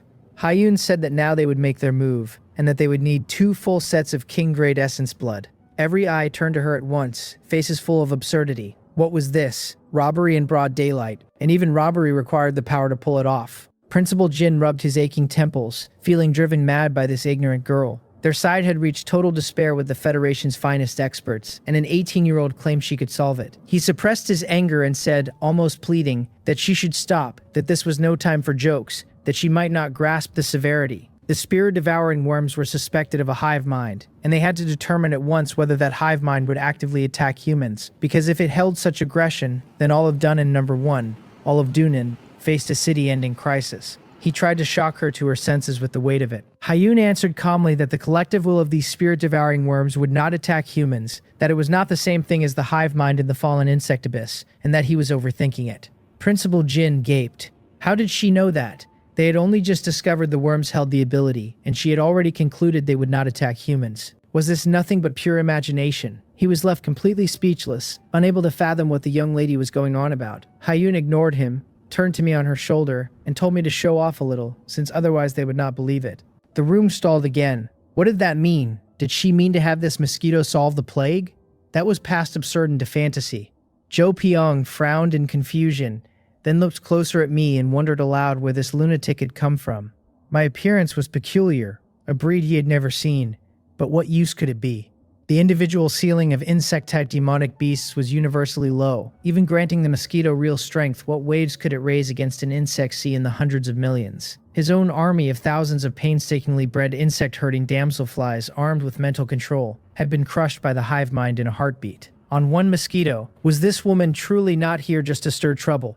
The next second, they watched the ferocious blood-colored mosquito on the girl's shoulder flap its wings, and a dense mass of black shadows appeared from nothing before it. A great swarm of moths, beetles, and mosquitoes of every shape, over 1,000 of them, and on each body burned an eerie nether flame of mingled deep blue and dark red. I loosed a thought, and those 1,000 underlings, a suicide squad receiving its order, turned into 1,000 burning streaks of light and hurled themselves fearlessly into the boundless sea of spirit-devouring worms. A string of violent detonations tore the air. Each underling's self-destruction kicked up a small wave of nether flame that engulfed and burned a dozen surrounding worms to ash in an instant. 1,000 underlings, after a single round of suicide charges, had cleared a vacuum a full 10 meters across in the black tide, killing tens of thousands of spirit-devouring worms. Every expert in the room gaped. This mosquito could summon an insect swarm and make it self-destruct. What was this thing? Ju Pyong was stunned past words, since after so many years studying demonic beasts, insect types most of all, he had never heard of any capable of so absurd an ability. No one had dreamed the country Cinderella's contract beast could pull such a trick. But he recovered fast and shook his head in disappointment, calling the method useless, its attack too inefficient, its explosive force uncontrollable and bound to destroy the spirit plants along with the pests. A loss not worth the gain. The crowd calmed, since against hundreds of millions the tens of thousands I had killed were a drop in the bucket, no solution at all. Just as they wrote it off as another false hope, a stranger scene unfolded. In the dense, tide-like sea of worms, a great chunk simply vanished into thin air, as if an invisible giant hand had scooped hundreds of them clean out of the field. Before anyone could parse it, the 1,000 missing worms reappeared, only now shrouded in a faint aura of nether flame. Under my control, these 1,000 spirit-devouring worms, forcibly drawn into the molten insect hive and turned into fresh underlings, wheeled around and drove their razor mouth parts into their own kind nearby. This time the efficiency was another world entirely. The attacked worms had no idea why their own kind struck at them, and their hive mind could not tell these defectors from loyal insects, still counting the traitors as its own. Utterly defenseless, not even resisting, the spirit-devouring worms fell in droves under the backstabbing of their converted kin.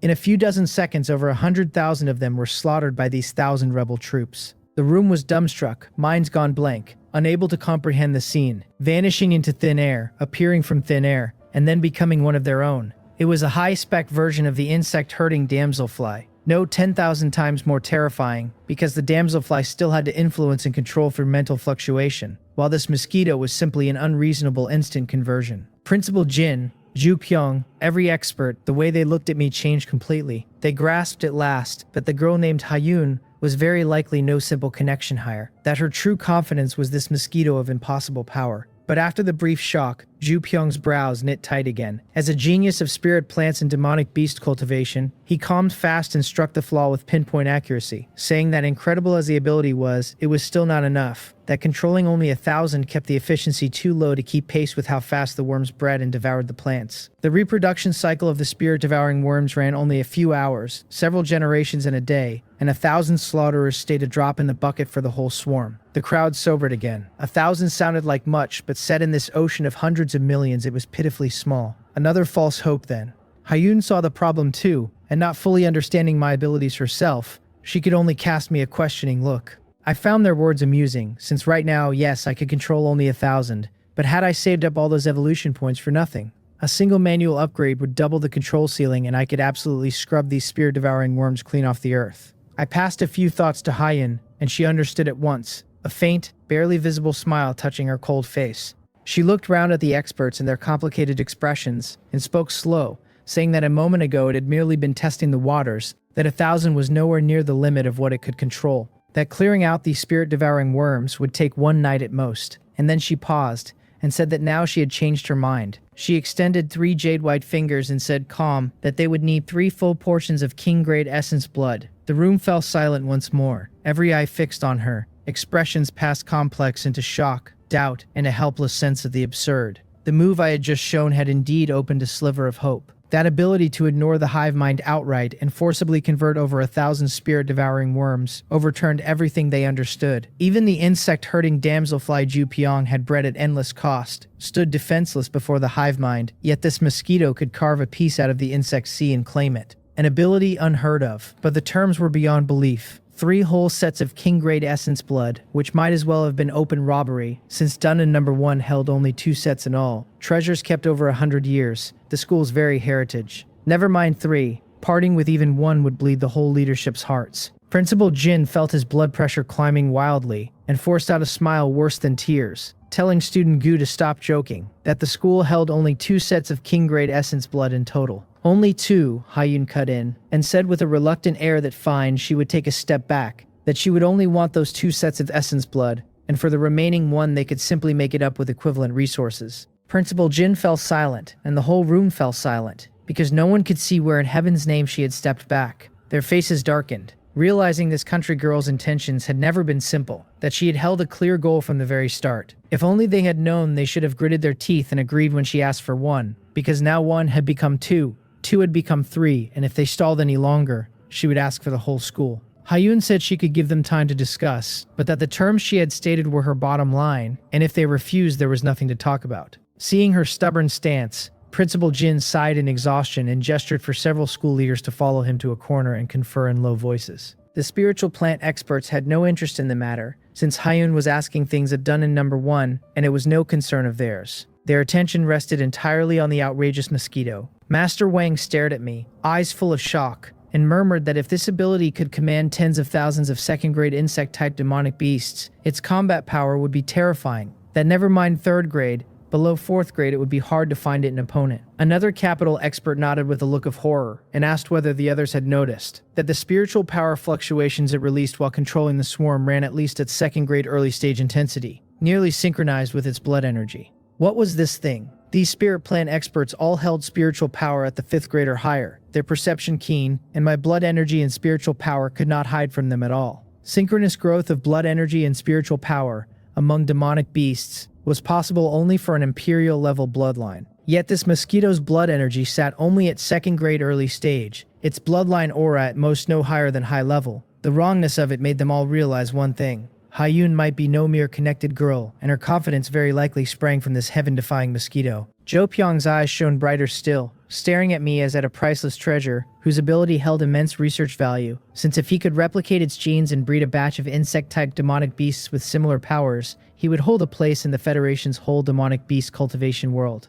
Anxious, he hurried to Hyen with a beaming smile and asked whether she might discuss some detailed questions about her contract beast, whether she would give him research materials, its blood or fragments of its carapace, swearing he held no ill intent and only wished to make a small contribution to the Federation's field of cultivation. Hyun glanced at him and did not even bother to answer. On her shoulder, I looked at Ju Pyong as at an idiot. Seriously, brother, who are you? You walk up and immediately ask to study someone else's contract beast. It was already a mark of the Empress's good temper that she had not simply taken you out. Have you no manners at all? The smile stiffened on Ju Pyong's face. He realized he had gotten carried away and lost his manners, gave an awkward laugh and retreated to the side, telling himself he could not rush this, that he would get familiar with her first, and slowly draw closer when a chance came, and eventually get his hands on something. In the corner, Principal Jin and several school leaders were still conferring. One said the condition was truly too outrageous, that giving it would strip away more than half the school's century-old heritage, and asked how they would explain it to the former principal,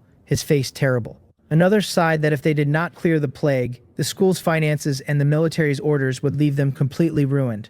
Caught in the dilemma, the leaders neared a mental breakdown. A shrewd-looking one whispered that they should agree to her verbally first, and once she actually cleared the spirit-devouring worms, simply stall and never hand the blood over, since her demand was so extreme that even reported to the higher-ups they would have grounds to decline. Several fell silent at that, plainly tempted. Then Principal Jin, silent until now, spoke, his face grave, and said no.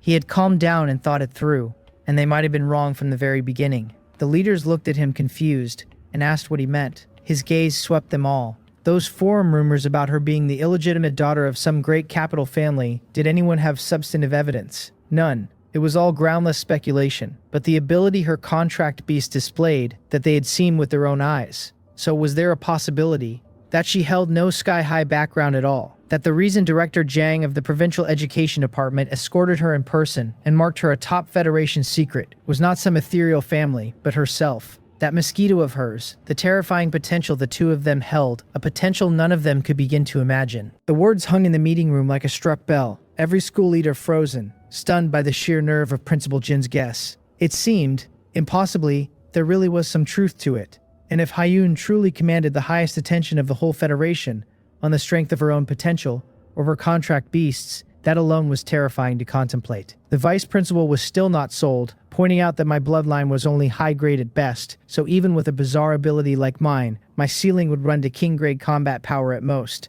hardly enough to justify the Federation prizing me so dearly. Principal Jin looked at him like he was slow, demanding to know which of the vice principal's eyes had actually seen my ceiling, whether what stood before them was truly the whole of my potential or only the tip of the iceberg. The room went quiet, because put that way it did hold water. Then his gaze sharpened all at once and he announced he wanted to gamble. If they lost the bet, they lost 2 of the school's treasures but saved the spirit herb base, so the merits and the faults canceled clean. And if they won, with 2 portions of king-grade essence blood, they would have forged a bond with a supreme existence, whose future was immeasurable. And he asked them to picture what that meant for Dunnan No One Youngmu High School. The leaders traded looks and had to admit his read, bold as it was, made sense. A massive profit if they won. When Principal Jin walked back to Hyun a short while later, his face had turned exceptionally solemn, and he told her the school agreed to her request. He said he would fetch a portion of mountain-shaking demonic ape essence blood at once as a deposit, and that after we cleared the spirit-devouring worms, they would present a second portion of deep-sea mysterious turtle essence blood,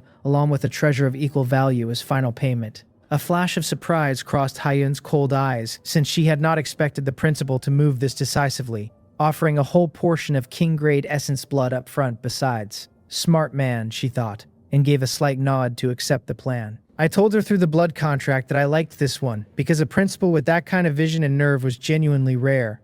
Principal Jin said no more, only nodded to the leaders and hurried out toward the school's treasury. I did not sit idle either. Now that the deal was locked, it was time to upgrade skills, because a control ceiling of 1,000 lackeys plainly was not going to cut it anymore. I pulled up my system panel and looked at what I had to spend. 123 evolution points, my entire fortune, and I decided to sink it. The panel answered my thought with a chain of notifications, telling me 20 evolution points had pushed my molten insect hive to level 6, with a storage capacity of 2,000, 30 more carried it to level 7 at 4,000, and 50 more raised it to level 8 at a ceiling of 8,000 insects. At which point my remaining 23 points left me nothing further to spend. 8,000 was enough. I nodded to myself and closed the panel. 8,000 still looked laughable set against that sea of hundreds of millions of insects out the window, but I knew exactly what I was doing. If you cannot win on numbers, you win on control, and I had 100 ways to make 8,000 do the work of 10 times or 100 times that many. Across the room, Ju Pyong, Master Wang, and the other capital experts still watched me with plain skepticism, keeping to their wait-and-see stance. Whatever oddity I had shown, they still thought it a fantasy that a mosquito could wipe out an entire plague, since the ability obviously burned spiritual power, and my realm was only second-grade early stage, which by their reckoning capped me at controlling tens of thousands of spirit-devouring worms. Not enough against a swarm in the hundreds of millions, and they wondered privately whether Principal Jin had jumped the gun with the deposit. Everyone was chewing on his own doubts when the door opened again 10 minutes later and Principal Jin returned. In his hands he carried a box carved from thousand-year cold jade, inscribed with countless profound runes, breathing wisps of cold air to keep its contents preserved. Even through the jade, everyone could feel a heavy, vast, terrifying aura that seemed to reach up out of the primordial era. Principal Jin presented the jade bottle to Hyun as the complete set of mountain-shaking demonic ape essence blood. Offered as the deposit, the heartache in his voice nearly spilling over as he ground out a plea that she and her contract beast not fail his trust. Hyun took the box, ice cold in her hands, that primordial aura only sharper now, and could feel plainly that what sat inside was the genuine article.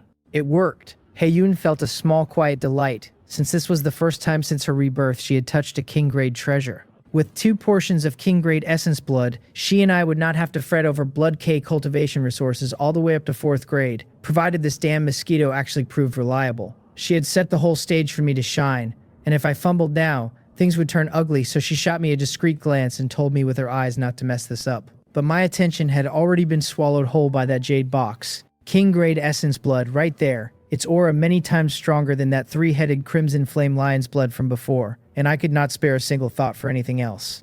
One sip first. I flew off Hyun's shoulder, landed on the jade box, faced the seam in the lid, and drove my proboscis in. A surge of energy more majestic and pure than anything before flooded into me like a dam breaking. The system called it out, a king-grade 3-star bloodline, mountain-shaking demonic ape of adult stock, extraction beginning, then warned that the energy concentration was too high, past my body's endurance limit, so part of what I pulled in would be spent automatically repairing my physical body. When the count settled, I had drawn 528 points of blood chi in one draft, my total at 1,167, my blood chi realm breaking clean into second-grade mid-stage, with 10 hours to digest and 105 evolution points waiting.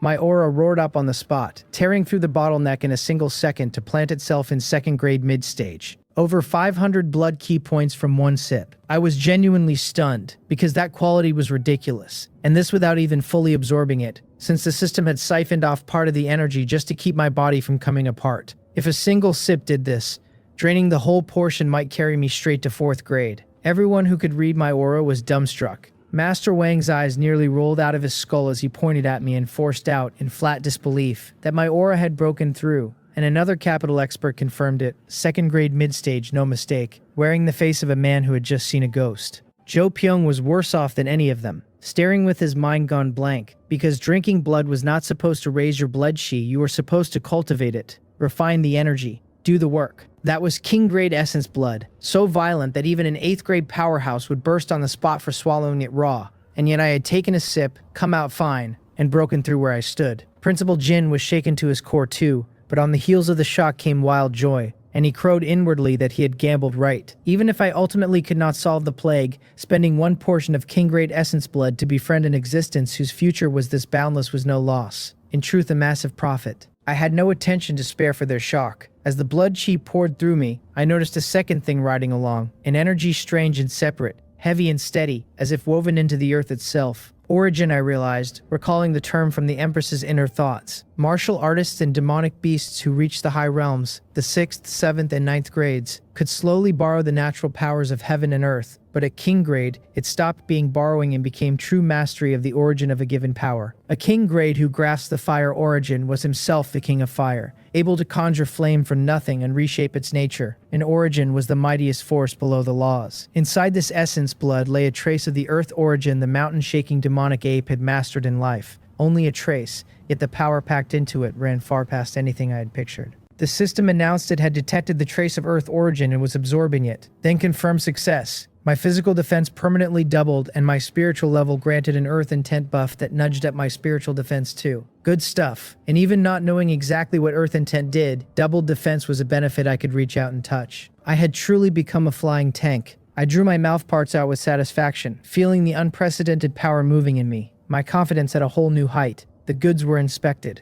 Time for business.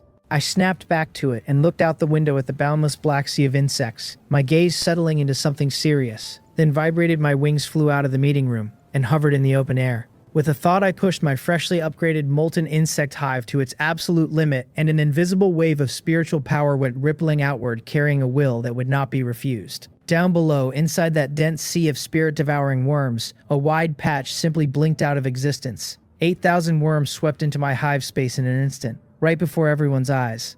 Ju Pyong caught the number and frowned, shaking his head in disappointment, saying that if 8,000 was my limit, then it was still far too few. The other experts nodded along, solemn, since 8,000 sounded fine until you set it beside a total in the hundreds of millions, at which point it was a drop in the ocean not worth naming. They were all wondering whether that was the whole of what I could do when the next stretch left their jaws hanging. I did not throw those 8,000 new recruits into a suicide charge, but handed them a more intricate order. In the next second, the 8,000 freshly turned worms poured back out of the hive space, wrapped in a faint swirl of nether flame. Their auras noticeably changed, and yet, as earlier tests had proven, the so-called hive mind was wholly blind to these traitors in its midst. Then my 8,000 started communicating spiritually with the kin around them, and false messages went racing through the swarm, one crowing about a patch of 7th grade spirit grass over yonder, another begging the rest to hurry to a feast, a third insisting a new mission had come down and everyone was to assemble. Under my careful hand, these spies fooled their dim-witted peers with ease.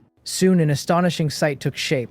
Behind each of my 8,000, hundreds of tricked kin fell in line, and the columns merged into one massive black torrent that blotted the sun. Over 1,000,000 strong, abandoning the spirit grass beneath their feet to stream up after my traitors, into the high sky. In the meeting room they were baffled, wondering aloud what I was up to, and while they puzzled, the enormous black cloud had already lifted dozens of meters above the ground to a safe height. At that exact moment, killing intent flickered through my compound eyes, and I gave the last order. Explosion is art. The nether flame packed inside my 8,000 controlled worms detonated all at once, and over 1,000,000 spirit-devouring worms turned into a single colossal lethal firework in the same breath. The blast bloomed into a black-red mushroom cloud hundreds of meters up, its shockwave rolling outward, but so far off by the time it reached the ground that it arrived as nothing worse than a few idle gusts of wind. Then a black rain seemed to fall, the drifting remains and ash of countless worms scattering down in a ruined mess. A dead silence dropped over the room. Everyone stood with heads tilted back and mouths open, staring dumbly at the dissolving mushroom cloud, their brains flatly refusing to function.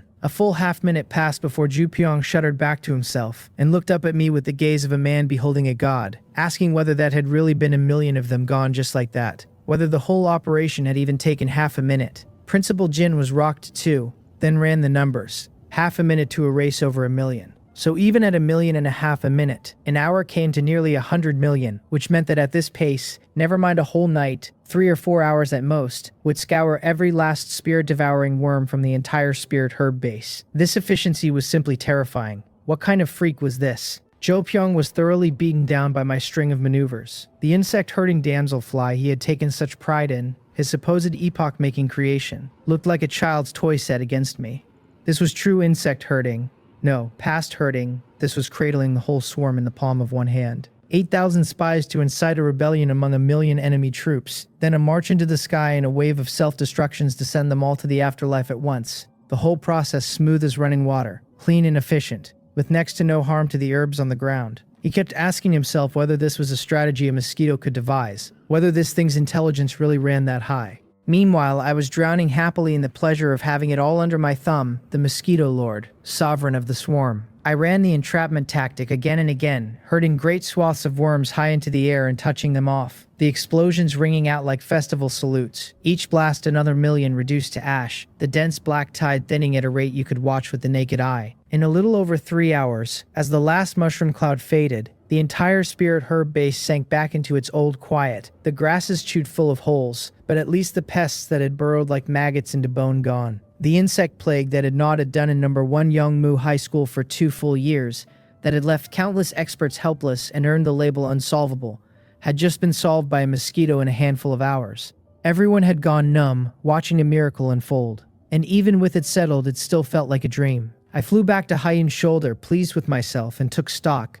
This time I had truly struck it rich. First came the underlings in my molten insect hive, since I had held back 8,000 of the strongest worms, all second grade mid-stage, each carrying a blood key value north of 1,000 points. 8,000 second grade mid-stage self-exploding flame insects, and just picturing it made my carapace prickle. Fully unleashed, that force would be terrifying, and below 4th grade I ought to be flat-out invincible. Above 4th grade I was less sure. From the Empress's inner thoughts I knew grades 1 through 3 were the low-grade realms, while 4 through 6 were mid-grade, a massive chasm between them. The blood key standard at the peak of 3rd grade set at 4,500 points, but the instant one broke into early 4th grade the value leapt past 10,000, which told me the jump was not plain numbers but some qualitative transformation riding along. Not knowing exactly what that change was, I could not judge whether my 8,000 could take on a 4th grade powerhouse. Whatever, it was plenty for now. Besides the swarm, the greatest haul was those 2 portions of king grade essence blood, plus the equivalent resources the school had promised. So for a good while neither the Empress nor I would worry over blood key cultivation. The next evolution asked only 2,000 blood chi and 350 evolution points, and at my pace I could clear that in 2 days at the outside. A massive haul, all of it. While I ran my ledger, Principal Jin and the cluster of experts finally shook loose of their shock, and the way they looked at Hyun and me had changed entirely. Principal Jin stepped up quickly and pressed his fists together toward Hyun, telling her his gratitude was past words, that she and her contract beast had essentially saved Dunn in number 1 Yongmu High School that day and the school would never forget the kindness. He promised to have the rest of the rewards ready within the hour, then glanced at me and asked cautiously, "Forgive the boldness, whether Hyun wanted those 2 portions of king-grade essence blood chiefly to nurture me." That was the question burning in every expert in the room. King-grade essence blood was mainly used for formations, pills, or forging, and the core materials of many Emperor-tier formations called for it. So a low-grade beast tamer like Hyun wanting it had struck them as inexplicable at first. But they had just watched a single sip break me through a minor realm on the spot. They knew of rare demon beasts that grew stronger by consuming blood, like the high bloodline bat-type nether bloodwing, yet every such feeding demanded long, dangerous digestion, and one careless slip could blow the beast apart. Never mind king-grade essence blood, practically suicide, its raw energy enough to instantly destroy any demon beast below the king realm. And yet I had sipped, stayed fine, and broken through with no bottleneck in between, a concept too wild for them to hold. Even for top geniuses like Hua Myung-hoon and Ye Soto, whose contract beasts carried high-level 5-star bloodlines, a beast would need a month or 2 of full cultivation and a mountain of resources to climb from 2nd grade early stage to mid-stage, and for elite class students the count ran to half years.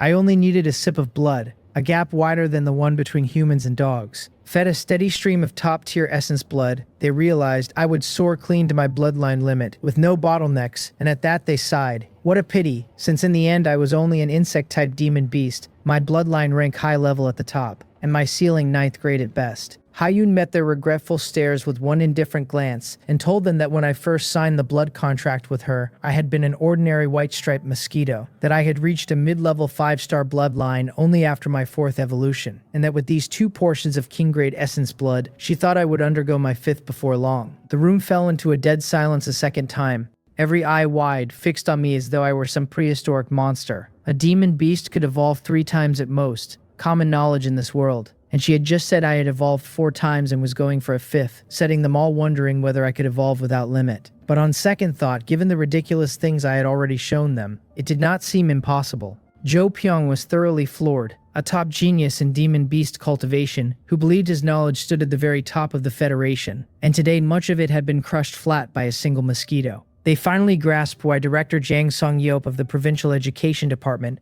had personally escorted her, why her file was stamped a top secret. Background, connections, all of it was nonsense. Because she herself, or rather this mosquito that could evolve without end, was the most top-tier background in the whole world.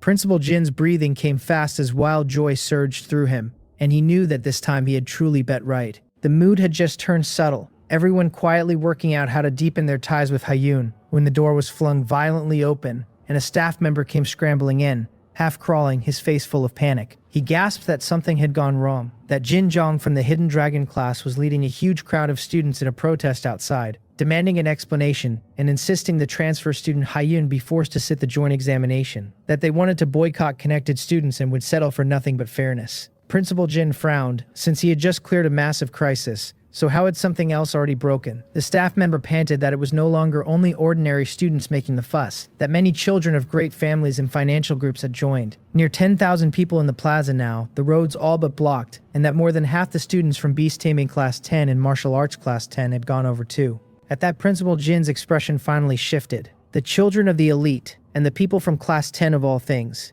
Class 10 was the notorious noble class, its students all of mediocre talent. Every last one admitted on family money and connections. Connected students to a person. What face had they to boycott anyone else? What right to scream, "We want fairness"? This was the thief crying, "Stop thief." Facing the dazed looks, the staff member managed a bitter smile, half amused despite himself, and explained the strange course of the elite children's grievance. Since everyone was connected, they asked, why could that Hyun be dropped straight into the hidden dragon class to enjoy the top resources while they stayed stuck in bottom tier class 10? Too unfair, they felt.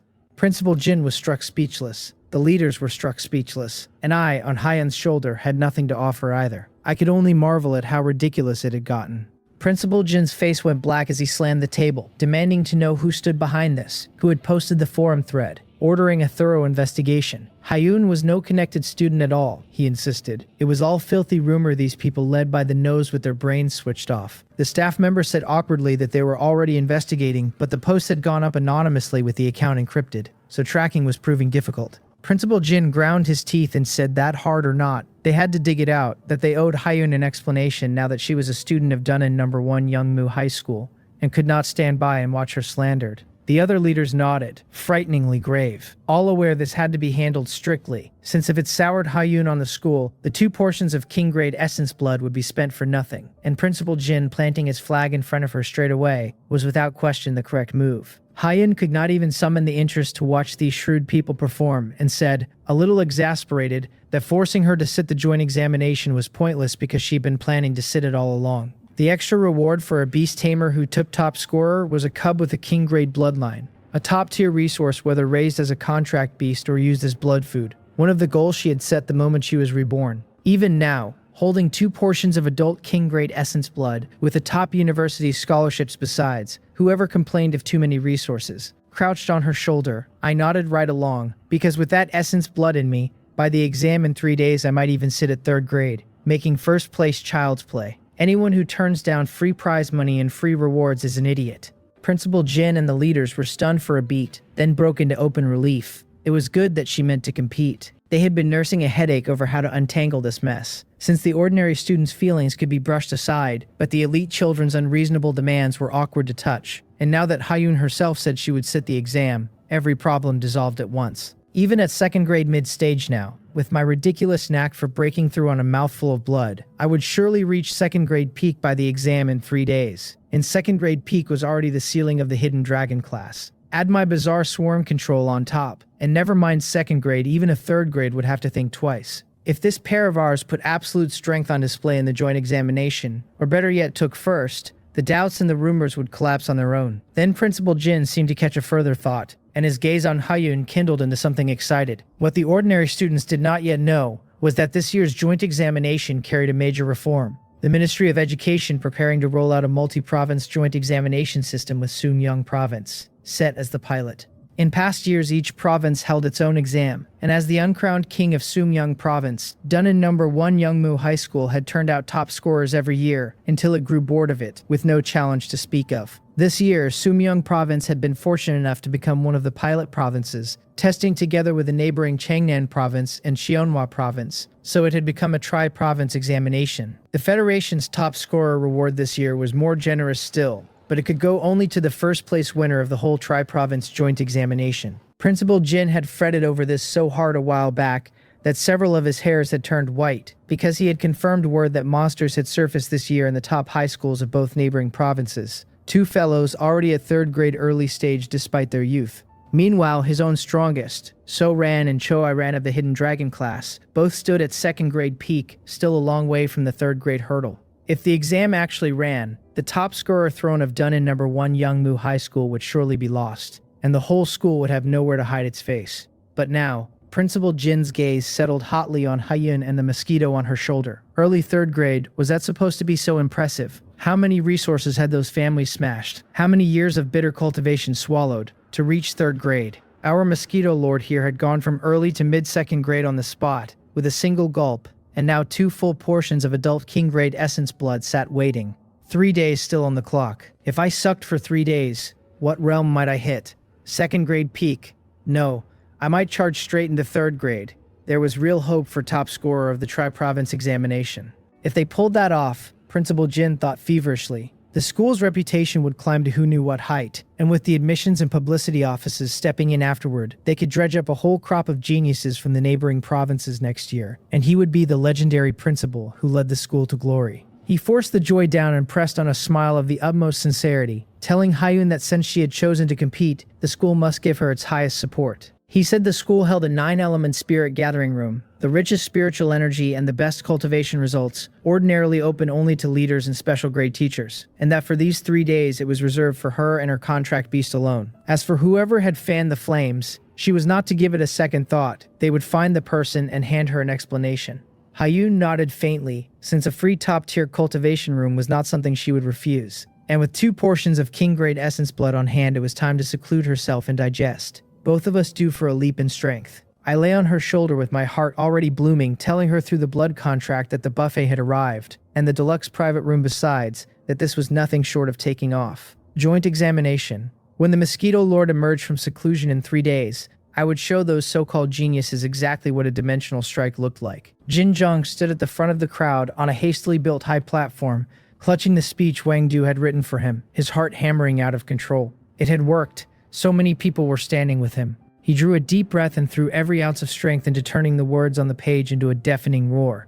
Off in a corner, Wang Do watched Jin Jong being treated as a spiritual leader, a cold smile curling at the edge of his mouth, the effect even better than he had pictured. As long as that woman Hyun was forced onto the exam, she was as good as dead, plenty here itching to teach her a lesson. And if the school came looking to settle accounts once things blew up this big, well, he had only been a tool for writing scripts. The mastermind was Jin Jong, so what did it have to do with him? Not far off, on the top floor of the So Group headquarters, So Ran and Hua Myung-hun stood shoulder to shoulder, gazing down through the floor-to-ceiling window, both faces stamped with the same speechlessness. Hua Myung-hun said these people had to have something wrong in their heads, that he felt like he was watching a troupe of clowns, boycotting the connected person. If they had any idea the Mosquito Lord could break a high bloodline beast through to king grade on 1 gulp of blood, they would kneel on the spot and call me Lord. And with an ability like that, never mind the hidden dragon class, I could be dropped straight into the capital prefecture with no trouble at all. So Rand shook his head, just as ridiculous to him, since that mosquito had purified the bloodline curse on his 3-headed crimson flame lion, and then casually pushed Ye Soto's moonlight spirit fox through to a king-grade bloodline.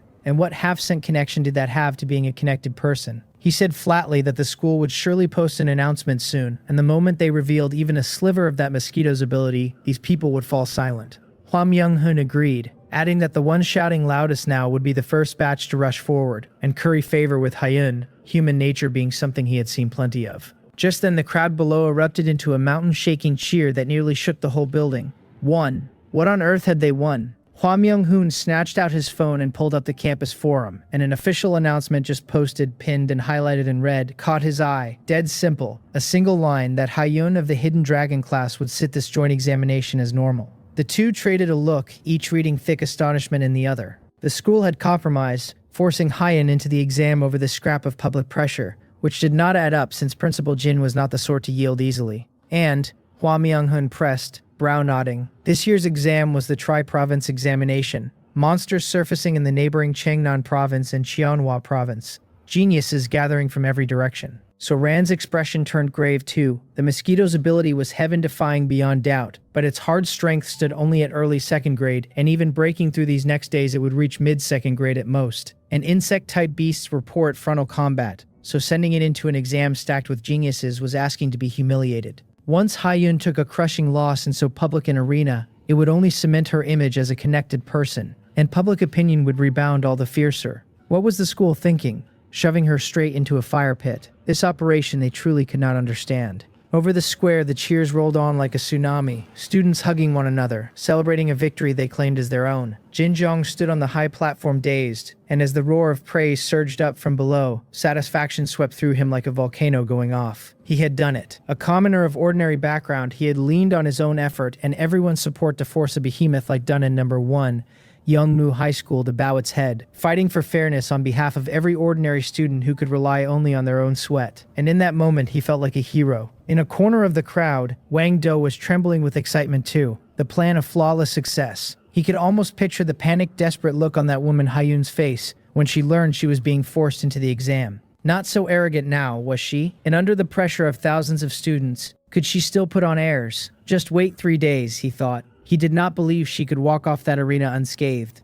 Meanwhile, in the top-tier cultivation room called the Nine-Element Spirit Gathering Room, Haiyun sat cross-legged in the rich spiritual energy, a trace of satisfaction flashing through her cold eyes. Not bad. It could not compare to so much as a bathroom in the cave dwelling she had raised from divine crystals and dragon veins in her past life, but at this stage it was already top-tier. I lay on her shoulder comfortable to the bone, and though I did not need to inhale spiritual energy to cultivate like a normal martial artist, being in this place was like soaking in a hot spring, every cell of me loosening, my mind clearing along with it.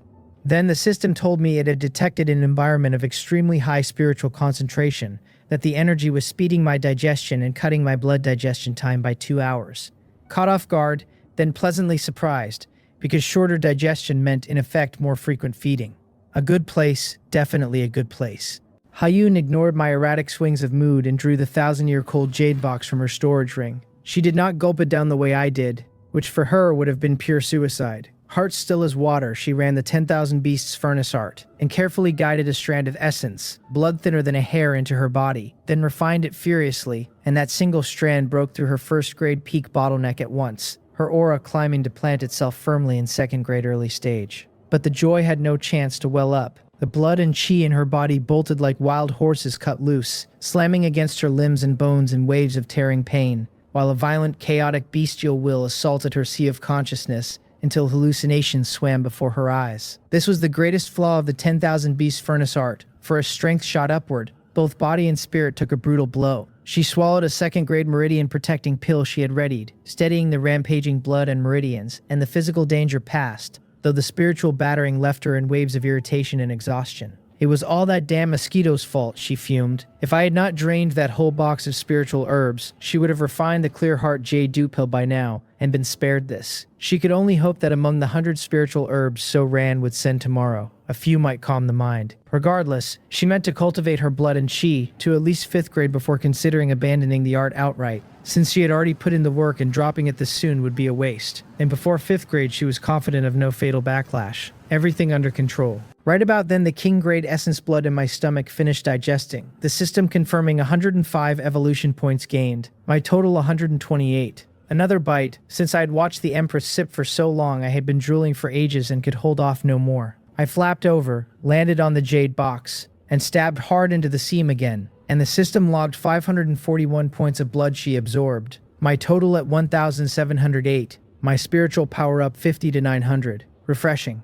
Over 1,700 blood chi, already second-grade late stage, one step short of peak. And just as I basked in the surging power, I felt a look from Haiyun, wary and grave beyond measure, and I wondered what had gotten into the Empress. Her sense of crisis had all but maxed out. When a monster's blood key realm breaks through, there is a chance its spiritual power climbs a little alongside, and I was plainly in that situation. Mine nudged up again, so that she could feel her own now sat only a hair above it. If this kept on, it was only a matter of time before I passed her. Too small a gap in spiritual power between master and contract beast was already a grave taboo. And worse, this mosquito held intelligence no lower than a human's. Once its spiritual power surpassed hers, the consequences did not bear imagining, and she went cold as a forbidden term that had circulated the beast-taming world for thousands of years. The nightmare of every beast tamer rose in her mind against her will.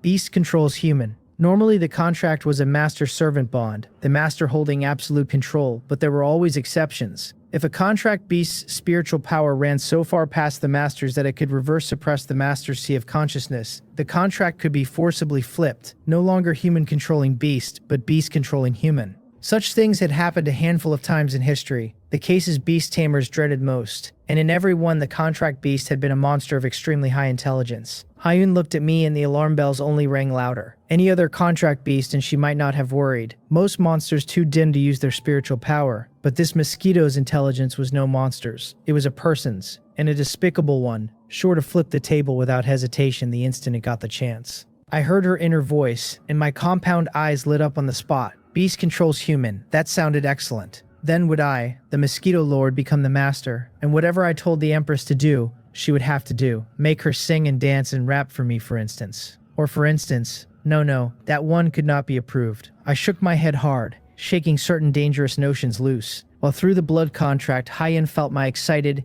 expectant swing of mood and thought. What on earth are you looking forward to? Her eyelid twitched hard and her face flushed with heat. That bastard. It really was scheming exactly that. No way, how could she, the dignified beast-taming empress, be trodden underfoot by a mosquito? An unprecedented urgency surged in her. She had to raise her spiritual power as fast as possible, the kind of rise that yanked a huge gap open in one stroke, and find a spiritual power treasure only she could use, one this mosquito could not suck, or she would never shake off this threat. The trouble was that spiritual power treasures were exceedingly rare. Never mind the school, even the provincial capital might not hold what she needed, and a heaven-tier treasure on the order of the spirit-nurturing crystal she could not even dream of, since in the whole country there was likely not a second piece. So where else? At last, a place name surfaced clear. Hong Kong Island, the most special city in the Korean Federation, the world-renowned capital of feng shui and city of formations, its location and history gathering the most feng shui masters and formation masters in the world. Even Western astrologers and mediums, natural treasures to strengthen spiritual power and nourish the soul not counted rare there. If she could stay a while, she was certain she could turn up a treasure suited to her and leave this mosquito far in the dust. Hong Kong Island, I echoed, my heart stirring, since it sounded like a fine place. My bloodline was rising fast, but the growth of my spiritual power was lagging, and if I could get my mandibles on more good things like the spirit-nurturing crystal, and take a few sips in time my spiritual power would surpass the Empress and I would flip the table and become the master. But this Empress was too cunning, actually wanting a treasure only she could absorb. Did she truly want that badly not to be tamed by me? I felt a touch indignant. I did not believe there was anything in this world I could not suck. A few more evolutions, a bigger body, a thicker proboscis, and no matter what it was, I would just stick it in and drain it dry. Sensing my indignant mood, Hyun ground her teeth, and the more she turned it over, the more going to Hong Kong Island felt imperative. After the exam there would be a full 2-month holiday she could put to good use, but the trip required a special permit, and those were not easy to obtain. Because of the island's peculiar situation, foreign forces, many and underground organizations countless, a chaotic mix earning it the name City of Sin, the Federation had always been extremely strict in vetting young geniuses who traveled there, afraid they would be assassinated or kidnapped. With her status class as top secret, getting a permit would be as hard as climbing to heaven.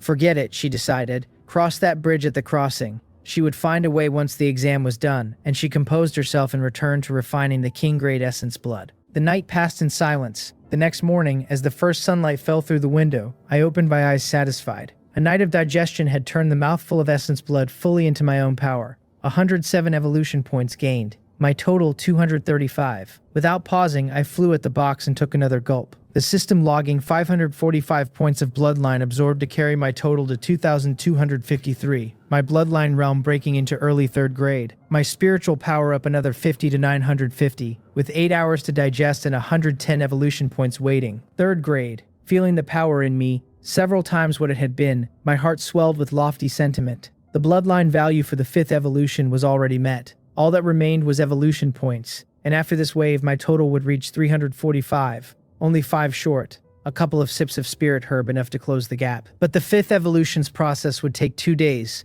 a bit long, so I decided to wait until So Ran delivered his 100 spirit herbs, since those natural treasures ought to shorten the evolution by a good margin. A short while later, Hyun's phone vibrated. A message from So Ran saying he had reached the school gate with the 100 3rd grade spirit herbs, and asking whether she could collect them. Finally here, both of us were energized, planning to grab the goods and dive straight back into seclusion.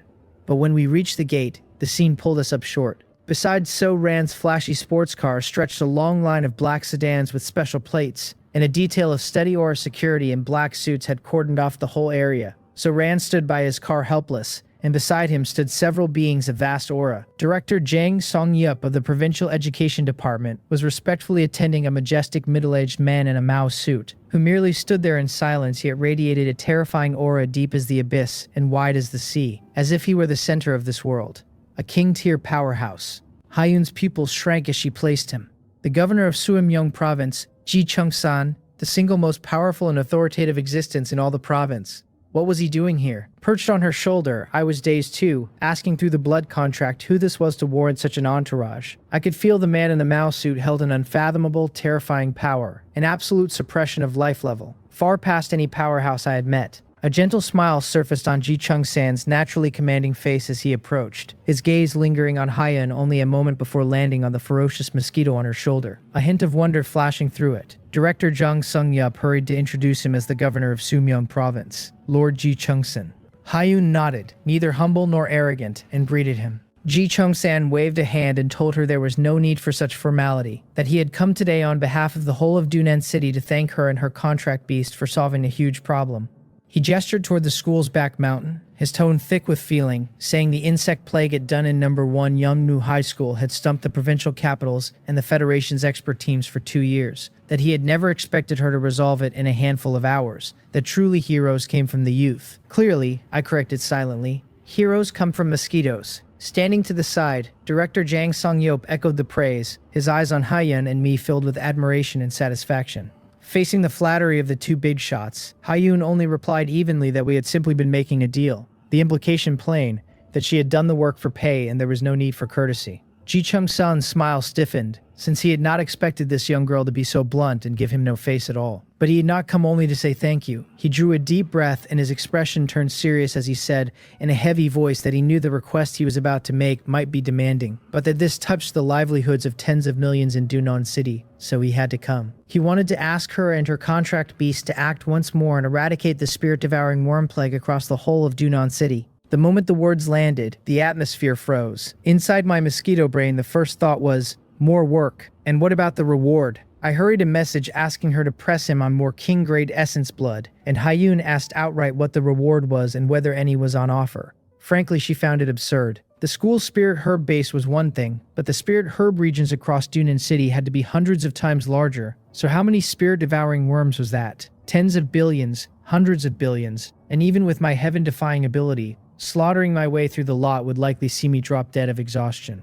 Without an enticing enough reward, she absolutely could not take the job. At the words king-grade essence blood, Ji Chung-san's face turned difficult on the spot. He admitted the provincial government's strategic reserves held no more, that over 2 years, to curb the plague, they had tried everything including peak 9th grade formations spanning the entire city, and that just powering those had burned the last 3 portions in their inventory for minimal result, since the damned bugs always found weak points to seep through. Out of stock, I grumbled, thoroughly unhappy. No reward, and he wanted me to work for free. I, the Mosquito Lord, was very busy sucking blood, busy evolving, busy cultivating. So who had time to humor a thankless errand like this? I told Hyun flatly to turn him down. No time. Hyun likewise felt there was nothing to discuss and was about to decline, but Ji Chung-san seemed to read us and rushed to say he knew the request was excessive, yet he was not asking us to kill every last bug in Dunan City, only to deal with the source of the plague. The source. I was a bit lost, but Hyun's eyebrow rose because she knew exactly. In her past life, research on spirit-devouring worms had long become common knowledge. The things were no native product of this world, but a specialty of a low-level secret realm,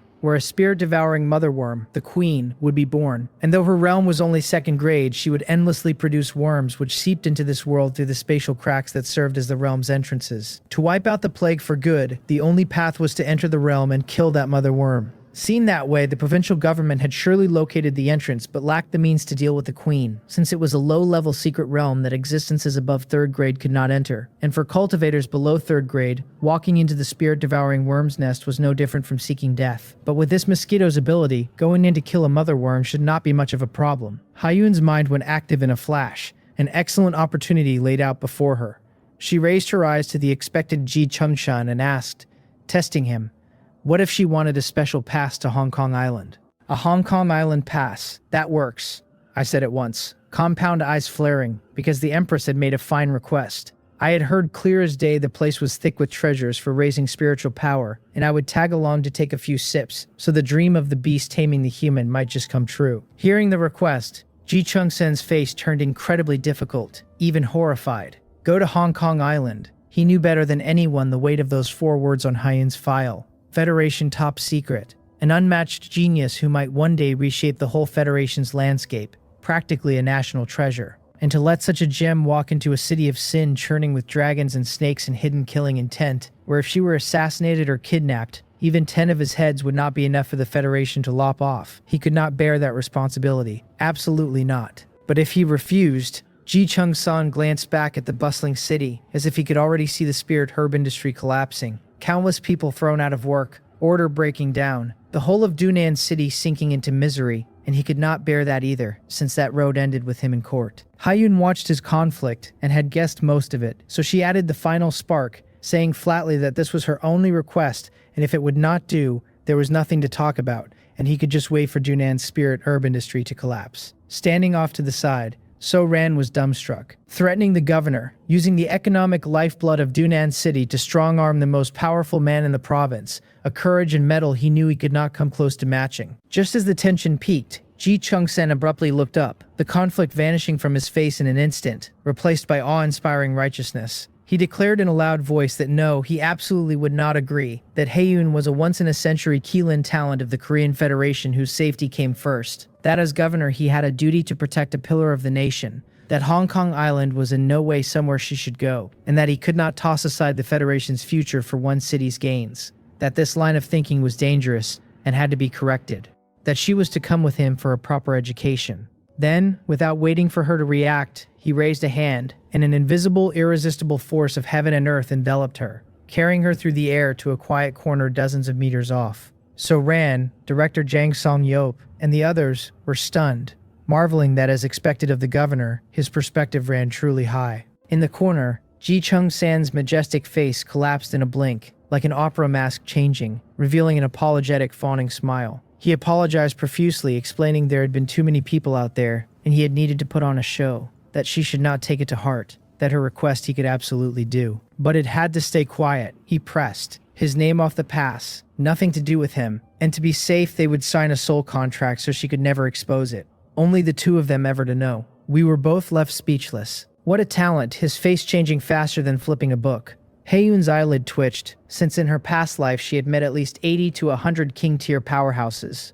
But someone as shameless as Ji Chung-sen was genuinely a first. Still, if the thing could be done, it was easy to discuss, and she said calmly that since Governor Ji was so sincere, the matter was settled, and after our joint examination we would go handle that mother worm, figuring the exam would run only a few days and there was no rush. Not so fast, my dear lady, Ji Chung-sen blurted, his face crumpling into a bitter gourd. The exam did not even begin for 2 more days and lasted a full 7-9 days round trip. Far too long. He could not wait a single minute now, the economic lifeline of Dunan City being gnawed away by those cursed worms with every passing moment. And what was falling was not spirit grass, but his political career. He rubbed his hands, all but pleading, and proposed they go today. Hyun frowned, hesitating, and asked what if they got held up in the secret realm and missed the exam, since she did not want to give up its rewards. Absolutely not a problem, Ji Chung-san swore, thumping his chest so hard the Mao-suit slapped, promising that even 3 to 5 days late was no issue, that when the time came he would personally escort her to the examination hall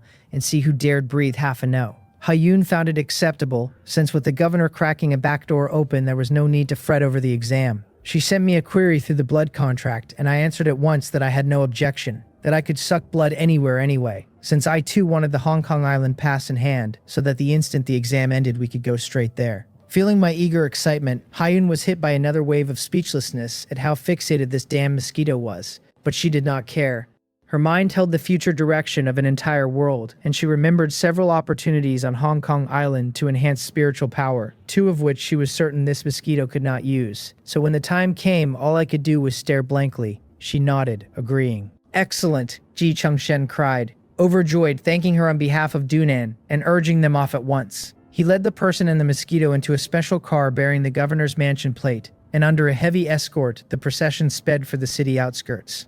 At the school gate, only So Ran was left with a complicated expression, staring at the departing motorcade, his mind a tangle. This mosquito was too versatile. purifying bloodline curses, pushing demon beasts to king tier, and now clearing a plague the provincial government had been helpless against. He frowned hard, feeling something was off, because if the Mosquito was valued to this degree by the governor himself, would the school really dare force Hyun into that perilous tri-province examination over a little public pressure? Could there be some hidden truth that Hyun herself wished to compete, or that the school held an unimaginable confidence in her Mosquito? The more he thought, the less simple it all seemed. Half an hour later, the motorcade stopped before a desolate forest on the outskirts of Dunan City, an area the army had sealed off completely. A huge military base sprung up in its place. At the center, a constantly twisting spatial rift breathing an ominous aura hung quietly in the air. Ji Chung-sen pointed at it and told Hyun this was the entrance to the secret realm they had named the Spirit-Devouring Forest, that she need only go in, find and kill the Spirit-Devouring Mother Worm,